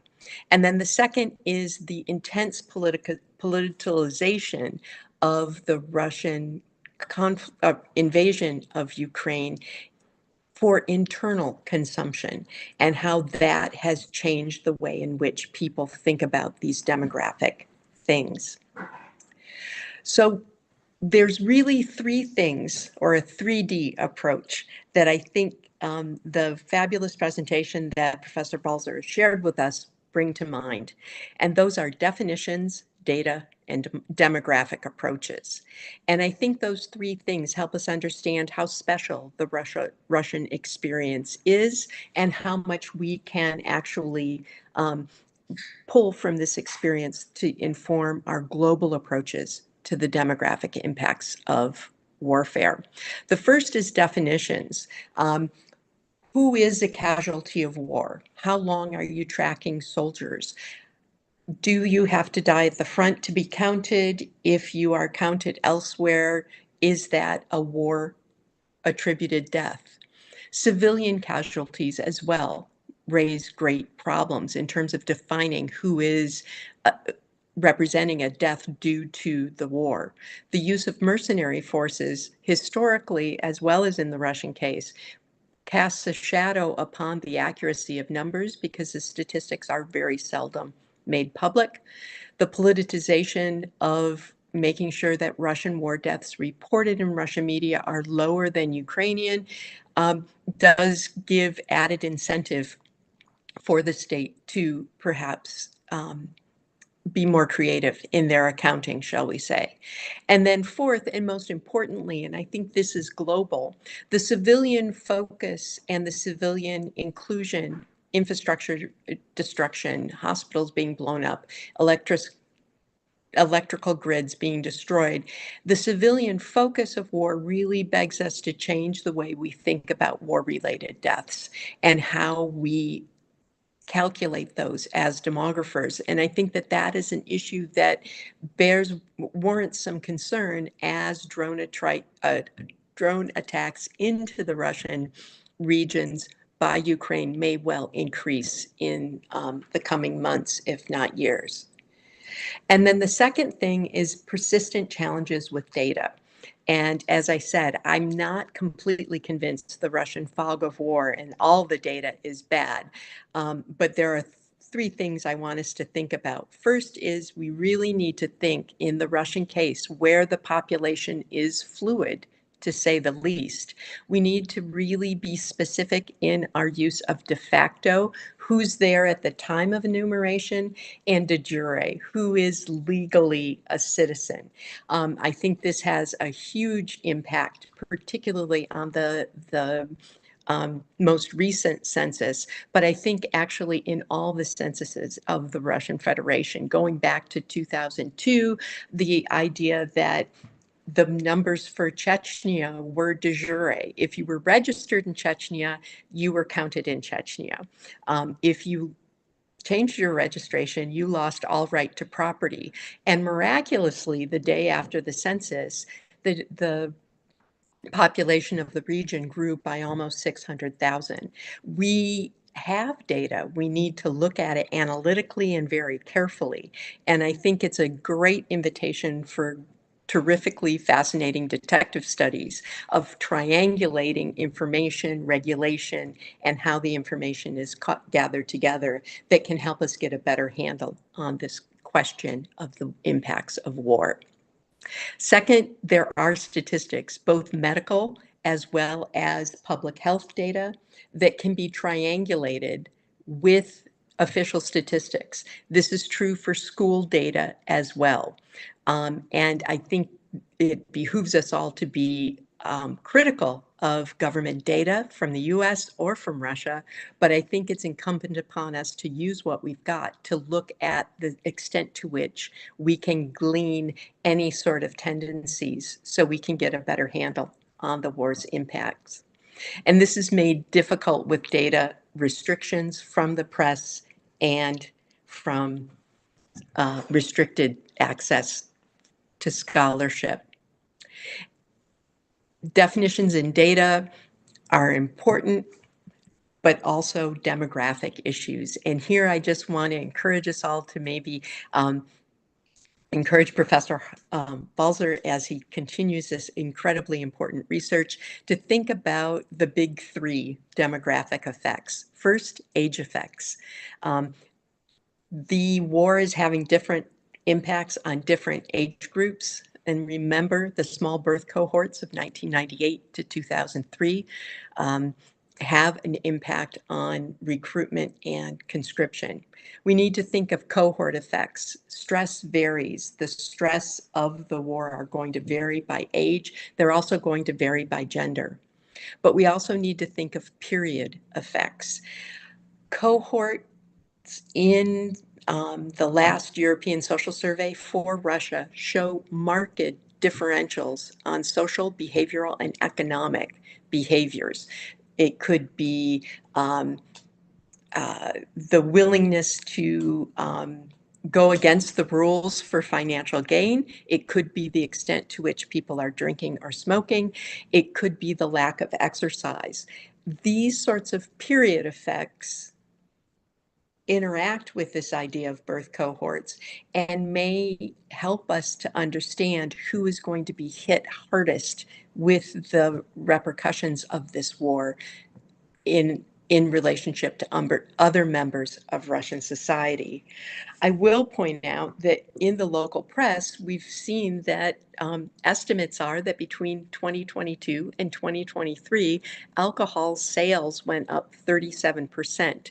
Interestingly enough, alcohol profits for the largest 100 developers went up 124%.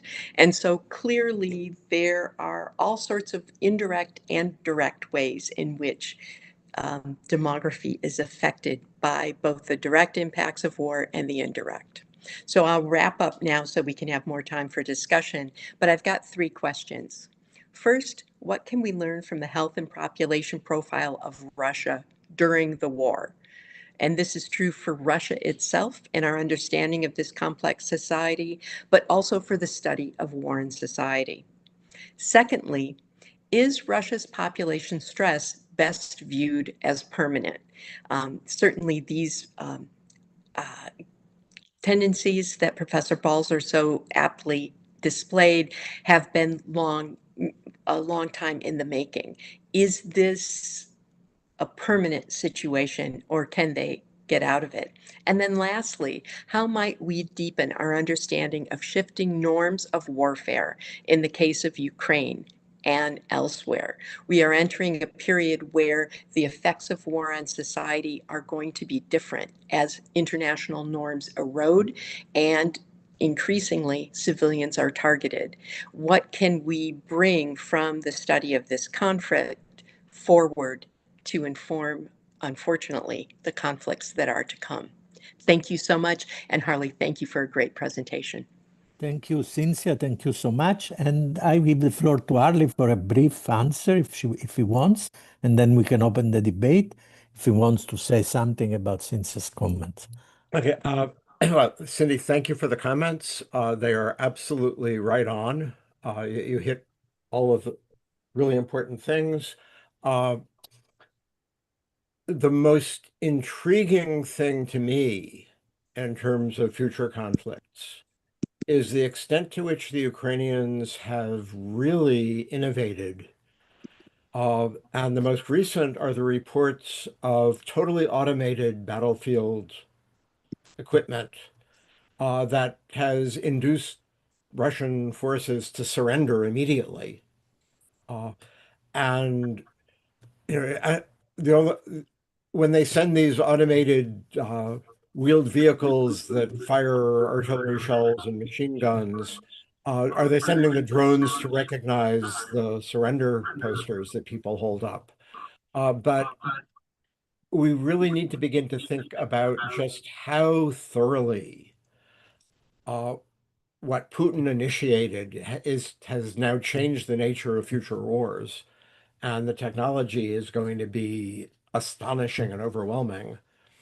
And it either is going to mean fewer casualties or it's going to mean a lot more destruction in serious conflicts, and nobody knows which it's going to be.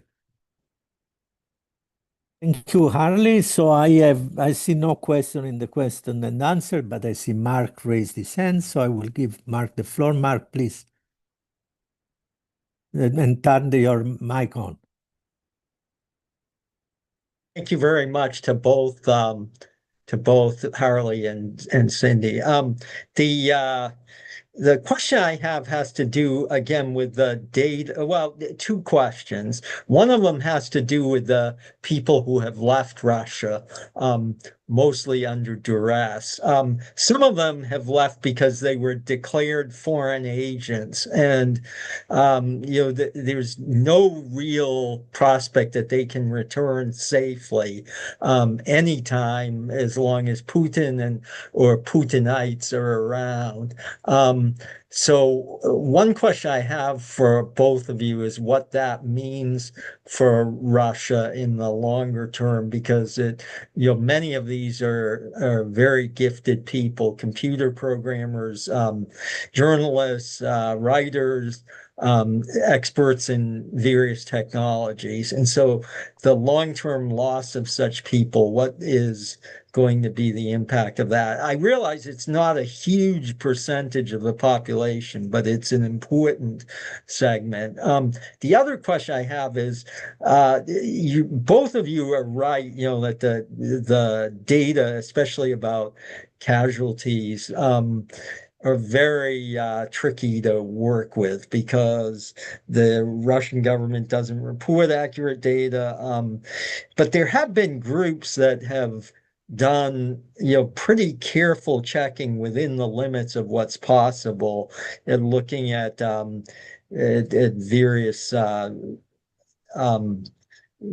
that appear in the local press of various places, at looking at registries of property, other things, and it comes up with a minimum number of people who have been killed or severely wounded, but it's very high, no matter how you calculate it. And so that leads me to the question of, if this hasn't sparked yet any real unrest in Russia, given how high the numbers are, where is the limit? That is, can the Russian government just continue to expend soldiers indefinitely, not really caring? Because I've very rarely seen any sign of concern among Russian leaders about the rate of deaths and injuries.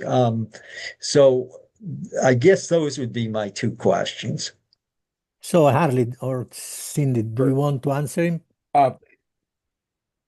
Yes. And the foreign agents, I've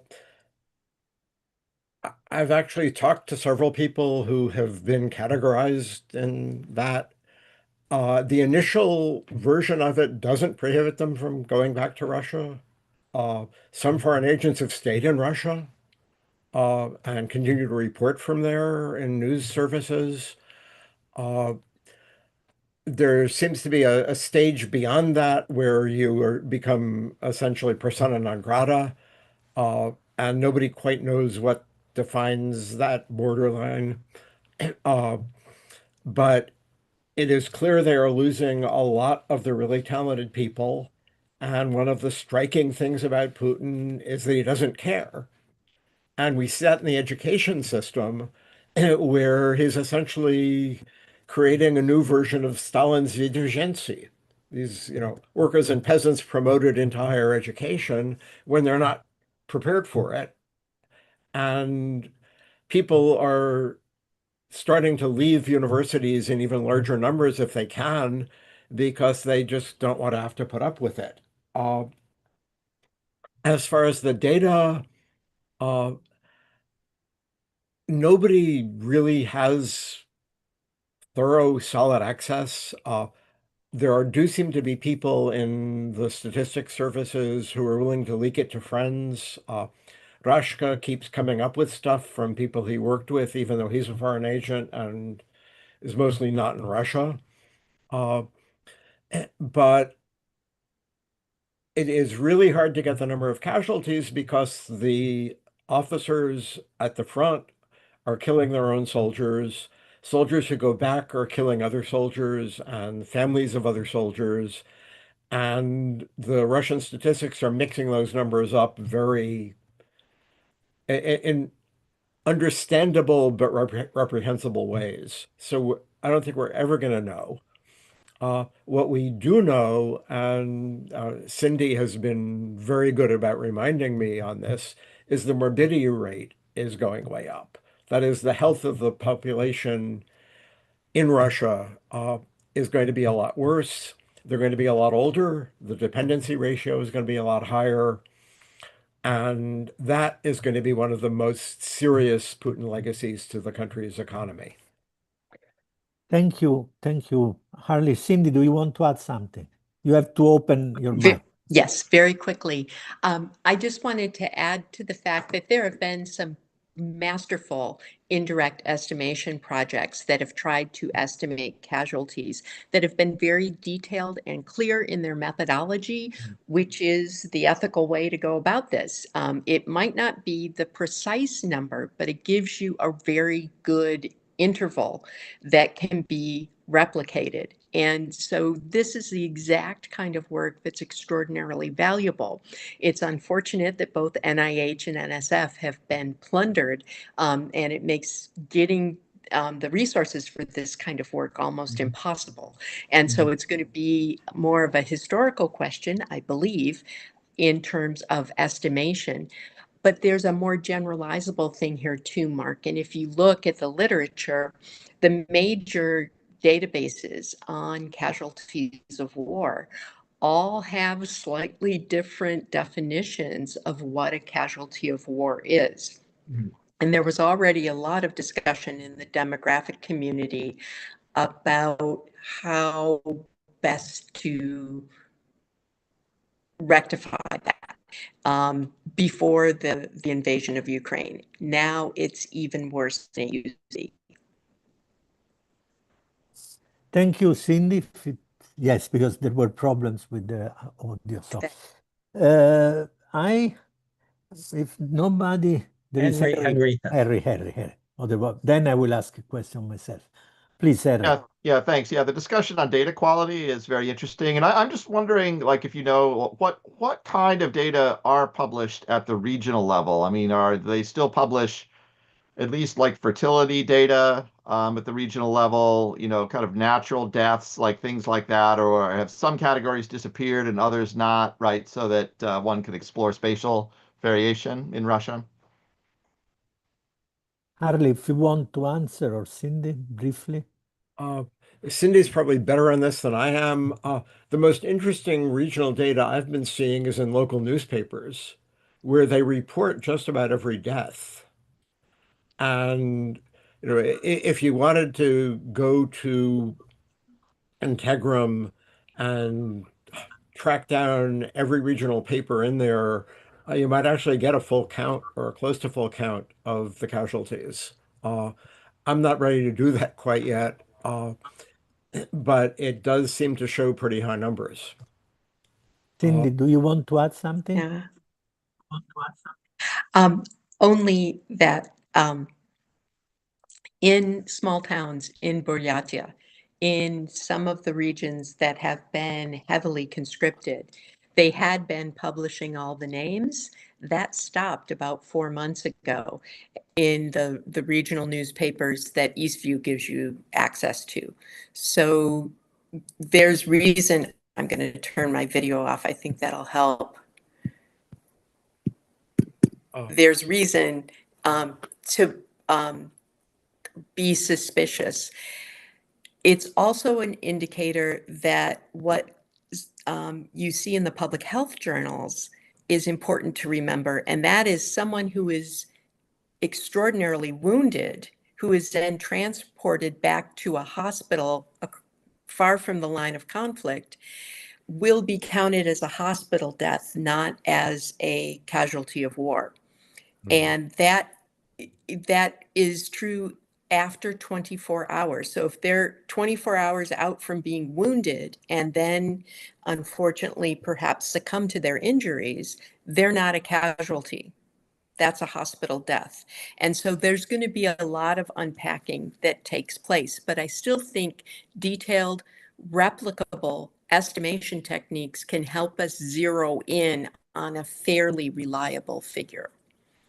Thank you, Cindy. There is a question that arrived through the question and answer section, but since it's general and to the panel of yesterday and today, maybe Mark will be using it too. In the wrap-up discussion. Yes, in the wrap-up. I have a question and a remark, something that struck me.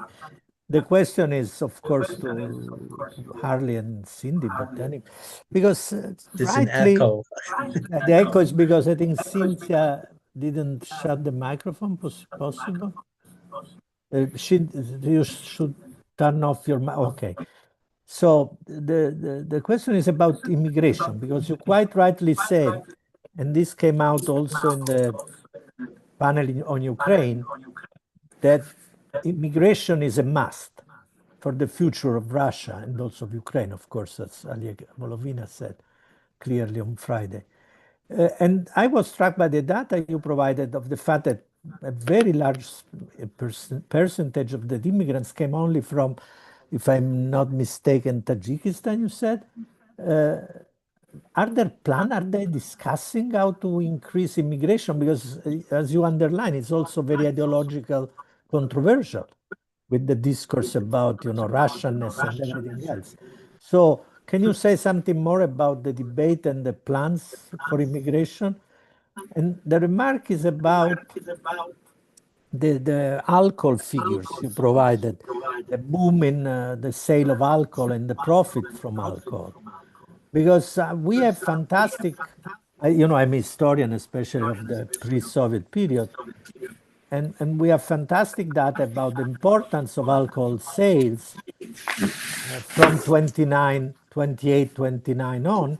And there is a fascinating letter, and this I just want to quote because I don't think it's very well known, of Stalin to Molotov, in which he said openly, and this is from September 1930, that if we need money, we have to abandon any false shame, and we have to push for the maximum output of vodka and sale of vodka to the population. Do you think this is also what they think? This is a private letter of Stalin to Molotov. So they were thinking along this line. Do you think this is true also now, that they're pushing this alcohol sales willingly at that level with that consciousness?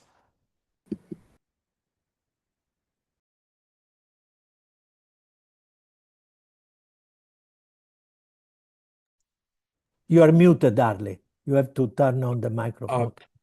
I just had to find the button. Immigration is a really serious problem in almost every country in the world. And in Russia, it seems to be particularly serious. And they have botched it so badly that while they desperately need it, they're going to have real trouble getting it. And they have never been willing to consider what seems obvious, which is that Russia is not the first choice for very many people. For the Chinese in the 90s, even though Russia was talking about this massive influx, it was the fifth choice. If you couldn't get it to America or Europe or Australia or Japan or someplace else in Asia, then you would go to Russia. So it was number 5 on the list. And what they've done in pushing so many people into fighting in the war, Modi went ballistic with Putin over this. These Indian men were recruited, told they were going to have jobs as guards at Some were supposed to be the diamond mines in Sakha, Yakutia. Others were going to be at other energy facilities. And they immediately had their passports taken away and were shipped to the front. And the minute they got their hands on a cell phone from somebody, they called home and told them what was going on. But they've done this with people from at least 40 different countries. And the Duma finally passed a law saying it's illegal. That doesn't mean they've stopped doing it. Uh, and Russia's reputation as a place where you want to work has gone way down. And again, the data I've seen in the last 2, 3 weeks about Russian employers not wanting to hire people full time is going to make that recruitment effort even harder. Not to mention that the small businesses are shutting down and leaving because they cannot afford to operate at the level of taxation and bank loan charges that they're facing. And it goes along with the entire import substitution program having turned out to be a disaster. They spent something like 5 trillion rubles, and they are losing capacity, even though they're still spending money on it. It's being stolen or wasted. It is not getting them domestic production of the things they need. And if you're not producing the stuff, then you don't need the workers. Just a quick, if I can add something, Yes, of course. Andrea, with regard to the alcohol, even more recently in 1986, when Mikhail Gorbachev introduced his anti-alcohol program, it had two very adverse effects. One of them was that it was very unpopular. And so the other reforms that he was trying to introduce got associated with it and really undercut popular support for some of the things he probably could have succeeded with. But the other thing was it created macroeconomic instability because it had been taxed up until then. And so the loss of that tax revenue caused significant problems for the economy. So in both of those ways, what Stalin and Molotov were discussing is something that gives a very strong incentive to Russian leaders to encourage as much alcohol consumption as possible. Well, that was a Soviet problem also. They couldn't get rid of it because they needed the money. On the other hand, it did improve both the birth rate and the death rate for a couple of years. Population increased because men were less drunk and therefore women were having more children for a couple of years. And that crept through the population numbers several times. And just for a quick answer, Harley, and do you think that now they're willingly pushing alcohol productions and sale at that level of control? They're aware of this. They're pushing this with intention, because you said there was an explosion of alcohol sale and profits. I honestly don't have a good answer to that. People have gone back to drinking. Samagon, the prices have gone up for the alcohol. Samagon is more prevalent, and that is also a serious health problem. And Russian men want to drink, and the injured soldiers coming home when they get the chance to come home are much more likely to want the alcohol. Cindy. So a quick word for Cindy, and then I give the floor to Mark for the final discussion. Cindy, please. So forgive me, I just wanted to say in the first 2 years of the war, from 2021 to 2023, the revenues from the top 50 producers went from 1.9 trillion rubles to 2.7 trillion rubles. And so that may be about the elasticity of demand. This may be about gifts to oligarchs for support who were going to get huge increases in revenue. But what's clear is that the consumption has gone up. And then public health journals will tell you that since 2003, it's continued to rise, even though we don't have precise production data. So this puts you into a point where you've got a average pure alcohol per adult male that was published in Zdravotnienie Rossijskiej Federacja 6 months ago was 2.48 liters of pure alcohol, which is extraordinarily high. Thank you, Cynthia. So, Mark, do you want to Okay, open so up this? now we move into, we have about a half an hour just to touch on themes that arose during the 2 days, the 4 hours of total discussion we've had. And let me ask my colleagues if they have anything first if not, I'm going to address questions to them. So please, if anyone wishes to raise something, just if you can raise a hand, use the hand raising function at the bottom there. But if not, let me come to please, Maria. Maria.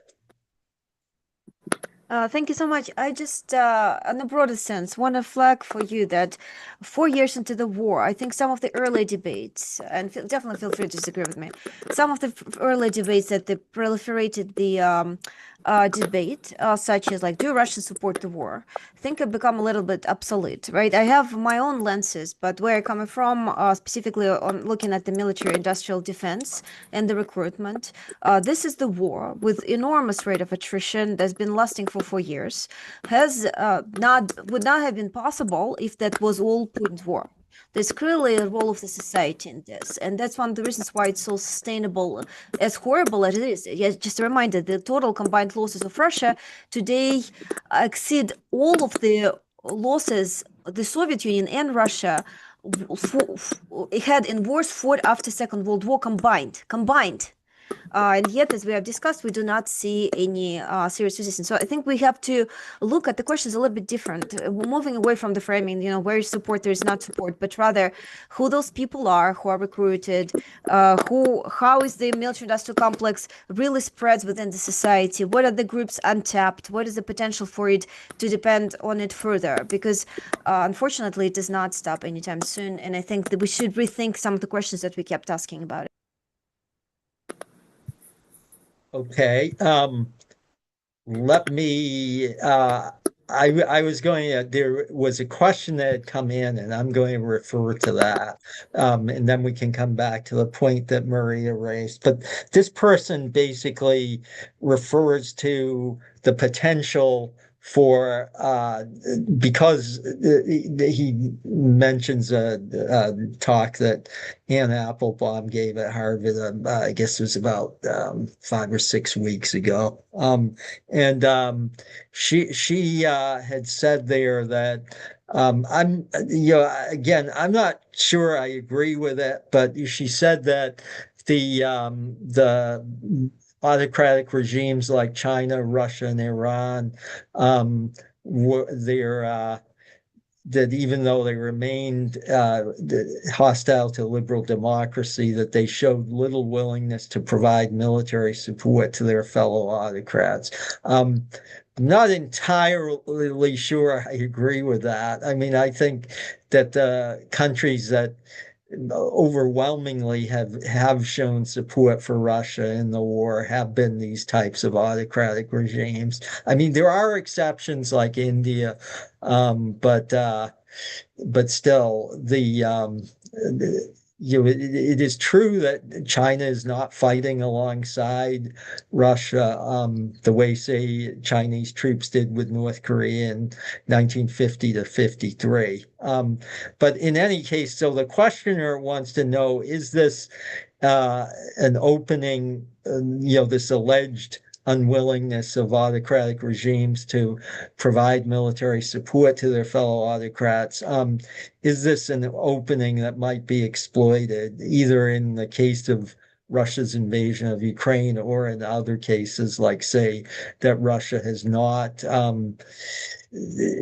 least provided troops to fight alongside Iran. It has certainly provided intelligence, including some quite valuable intelligence to Iran to target ships in the Strait of Hormuz or in the whole area in the Gulf of Oman and the Strait of Hormuz. So I'm not sure that the Applebaum's assertion was correct, but if it is it there an opening that could be exploited?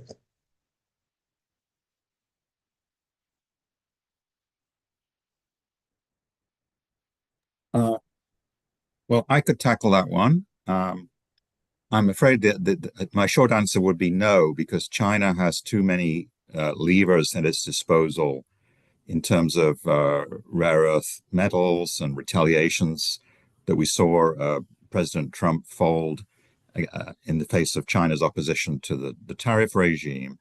And so I'm afraid that China, yes, openly it's not been directly supporting Russia, but behind the scenes through its economic policy. But also, Mark mentioned possible Russian intelligence for Iranian strikes on U.S. bases in the Gulf. And this Financial Times reported that Iran bought a satellite from China for $36 million and was using a Chinese company in Beijing to process the data. And so the data on the first wave of Iranian strikes on U.S. bases may have come from China, not from Russia. Also, China, just a month before the war began, they did the first official train run from Xi'an to Tehran in 14 days, 7,000 kilometer train journey through Kazakhstan and Turkmenistan. So I think China is quietly but effectively embedding itself more. I see it as a status quo power. I don't think they're trying to overthrow the international system, but they're making money and helping to weaken U.S. influence through these measures. Let me add that the opening I see is actually one that Russia can exploit, where you have the largest and most powerful member of NATO that is no longer or has severely curtailed its cooperation with other NATO members, has often blamed Ukraine for the war. And this is something Russia has been able to exploit. I should add that no NATO country has sent troops to fight alongside Ukraine. So what Anne Applebaum said about these autocratic regimes is just as true of NATO countries with regard to countries that they support. They support it with they support Ukraine with supplies of weaponry and funding and the like. But there are good reasons, I think, that countries don't want to send their own troops. But the major difference now is that the United States has basically changed sides, or at least come pretty close to it. So, Andrea? Yes, I have a general question that I ask for everybody who wants to address it. And combines what I heard in the Ukrainian workshop, but also being here at Harvard and talking to Ukrainians, and then from what you said both yesterday and today. And what struck me very much was that the Ukrainian seems to have come up with a strategy that the war is going to be long, it is going to continue, but the solution for them, the strategy is to kill more Russians than the Russian can bear. So for some reason, they reason, and for this they have the back, especially after the election of Hungary, in spite of Trump's changing of position, since they have a rather solid support from many European countries, primarily Germany, the Scandinavian, the Baltic, Denmark, and Poland, and also money from the European Union. They can rely on this to continue the war. On the other hand, all of you said between yesterday and today that Russia, too, in a way, chose after the first enthusiasm was dead in a few months in 2022, came up with a sort of long resistance war in which they can resist because they have oil and they have the backing of China and other things. And it's also because they have support, but not an active support to go on for a full mobilization, as it was clear already in 2022. So we have two countries that have chosen a strategy. This is the question. Is it possible with two countries that have chosen a strategy of consuming themselves out for years with catastrophic effect? Because as Harley very rightly pointed out, they are aggravating enormously the general impact of demography all over the world, and especially in developed countries. And so they will be paying for it enormously. That is, they are building with the strategy of consuming themselves in this situation, which human resources are getting, thinner and thinner. They are basically taking both of them a path to a catastrophe in a way on the long run. This is my impression. That I got out of many of your interventions, both in economy, in demography, in ideology, and so on and so forth. So thank you. Thank you, Andrea. Dima Gorenberg. And then Henry. I have a little bit to say to Andrea's point, but I wanted to respond to what you said before that. And I would, to both parts of what you said, actually, I think that it's a very good parallel between the European support and Chinese support, actually, because and I've been making this point recently that there's a lot that's made by some analysts about how China is not providing lethal weapons or troops and that sort of thing, but they don't need to. They are propping up the Russian war effort, and Maria had really good statistics on this. Just by the critical components and the machine tools and all that sort of thing. Now they're not doing it for free, but that's fine. As far as they're concerned, they can make money and achieve some of their political goals. So I just wanted to sort of highlight there is a parallel there, and just in the same way as I mean, yes, the Western side is providing more lethal weapons to Ukraine than China is providing to Russia, but impact is quite significant of Chinese assistance. Now, and then on the second part of what you said about the U.S. switching sides, I wouldn't go quite that far, right? The U.S. is rhetorically yes, but in terms of providing, they're still providing intelligence. Intelligence, yeah. That's quite critical for what the Ukraine, in terms of targeting and defending, and and uh, they're still, and we'll see what happens with the using up of the various interceptors and so forth with the Iran war. But up to this point, they've been providing no longer as aid, but now through European payments. But they're willing at least to provide weapons to Ukraine. So it's a more I mean, it's certainly been a huge shift, and it's a very negative shift, but I would just be a little bit more circumspect, maybe, on that point. Um, and then I wanted to just a quick comment on what Andrea's point about uh, the two sides consuming themselves. I think that it's actually quite significant the difference in who is being drafted or conscripted uh, in Ukraine versus in Russia. I think the Ukrainian government is much more cognizant of this future demographic potential and trying to avoid losing that, and that's why they're not drafting, the 18-year-olds and the 20-year-olds, right? So they're trying to avoid that future disaster, consuming their human resources disaster that Russia is, as we just heard from Harley and Cindy, that Russia is hurtling kind of headlong into. So that I think the strategy of trying to at this point, it's pretty clear that the goal is to just consume, force the other side to consume all their resources, and that's kind of what a war of attrition is. But it is striking to me that there is this one difference in terms of how they're conscripting and mobilizing their soldiers. I'll stop there. Thanks. Mhm. Henry, did you Yeah. I mean, I was just gonna also respond to Andrea's question, and yeah, what Dima says, I think is just right. I think in the general terms, yeah, it seems like we have the setup for a long, grinding war to continue.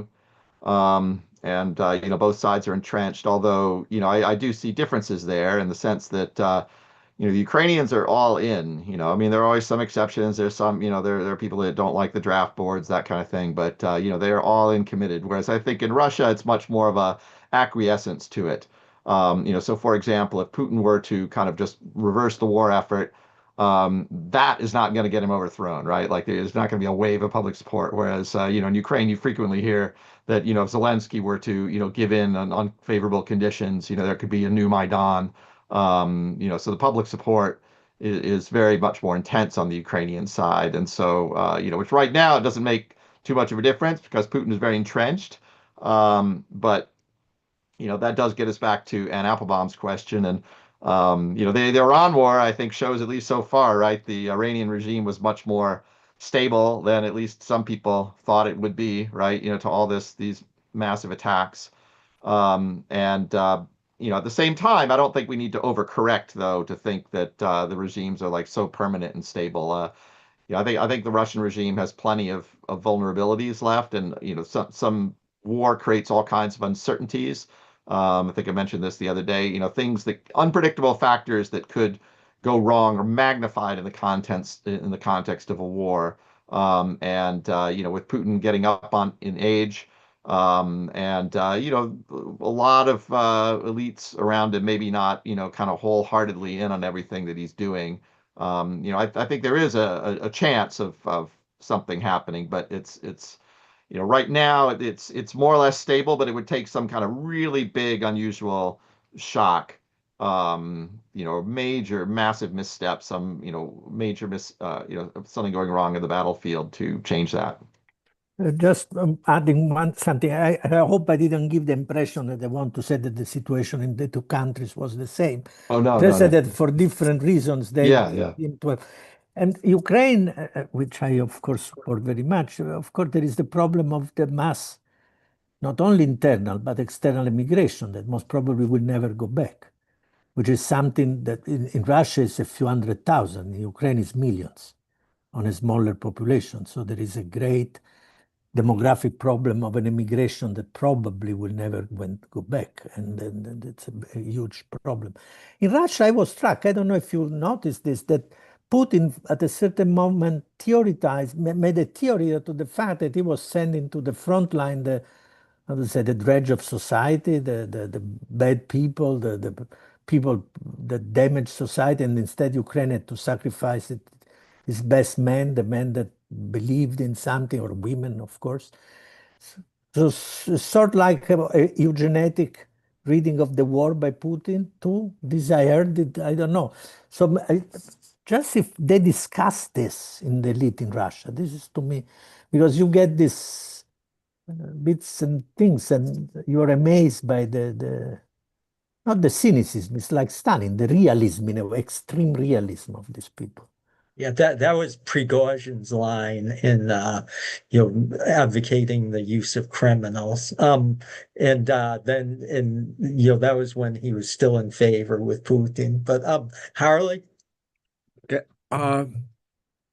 Yeah, back in 1999, Putin published an article in the journal of what was then called Mining Institute, now Mining University, on Russia's natural resources. And I actually translated it into English, and it was published, I think, in 2006. And one of the things he pointed out there is that it only would take about 2.5 to 3 million people to staff the Russian energy industry, oil and gas and mining. And so there's a question of what to do with everybody else. And I occasionally wonder if that is part of why he's willing to accept this high level of casualties. Uh, there, there are a couple of slides that I added to my presentation that are at the end that don't show this, but they are videos of the cemeteries. St. Petersburg opened a new one for the war veteran, the war casualties, and it's fairly modest. The ones in Kazan and Buryatia are enormous. You know, the loss of life on the part of the non-Russians is wildly disproportionate to their share of the population. And I wonder about that as a factor in his real callousness about the number of lives they're sacrificing. Uh, and it seems that the country can afford it. On the other hand, I would question seriously how accepting the Russian population in general is to what's going on. I don't see a whole lot of reports of any collective action to fight back. Although subversive collective action, yes, getting Ukrainian orphans back to their home country, getting Ukrainians who are being threatened out of Russia is something people are doing. Uh, and there seems to be a lot of individual activity. I've been hearing from people who have come back from visits to Russia about people doing things that are just lightly subversive, but indicative of the unpopularity of what's happening. And, you know, we never know where the tipping point is going to come in something like that, but it can certainly be there. We can ask Henry to comment on that, but let me just say with regard to the first war in Chechnya was deeply unpopular, and in fact, it was popular opposition to it that helped induce Yeltsin, in August of 1996 to agree to what was a pretty humiliating settlement. And I mean, General Lebed, former General Lebed, played a big role in that. But still, Yeltsin had to go along with it and ultimately did. That was under pressure when Russian TV was showing accurate depictions of the fighting, when the Russian media hadn't been neutered and turned into state organs of propaganda. So there were many, many reasons that it was different. And I still, am inclined to think that it's going to be hard to generate a wide-scale opposition, popular opposition to this war in such different circumstances. But let me ask Brian to comment. Thanks, Mark. I actually wanted to respond to the question from Tom Remington that's in the Q&A, and some other people might have thoughts on it. I haven't seen it. This is just impressionistic, and I think someone yesterday, it might have been Valerie, might have been Maria, mentioned that I think the general social attitude towards the high death figures, which I think most people are at least generally aware of, is that unlike historically in Russia, where it was state coercion that drove people into the military, now it's state cash that entices people into the military. And so to a certain extent, I think people feel like, well, they knew what they were signing up for. They were compensated for it. Their families are being compensated for it. And so in some sense, that's on them, right? It's less on the state now. It's more on those individuals. Regardless of what we think about that as a way of processing it, I think that may partially reflect the acceptance of these very high casualty rates.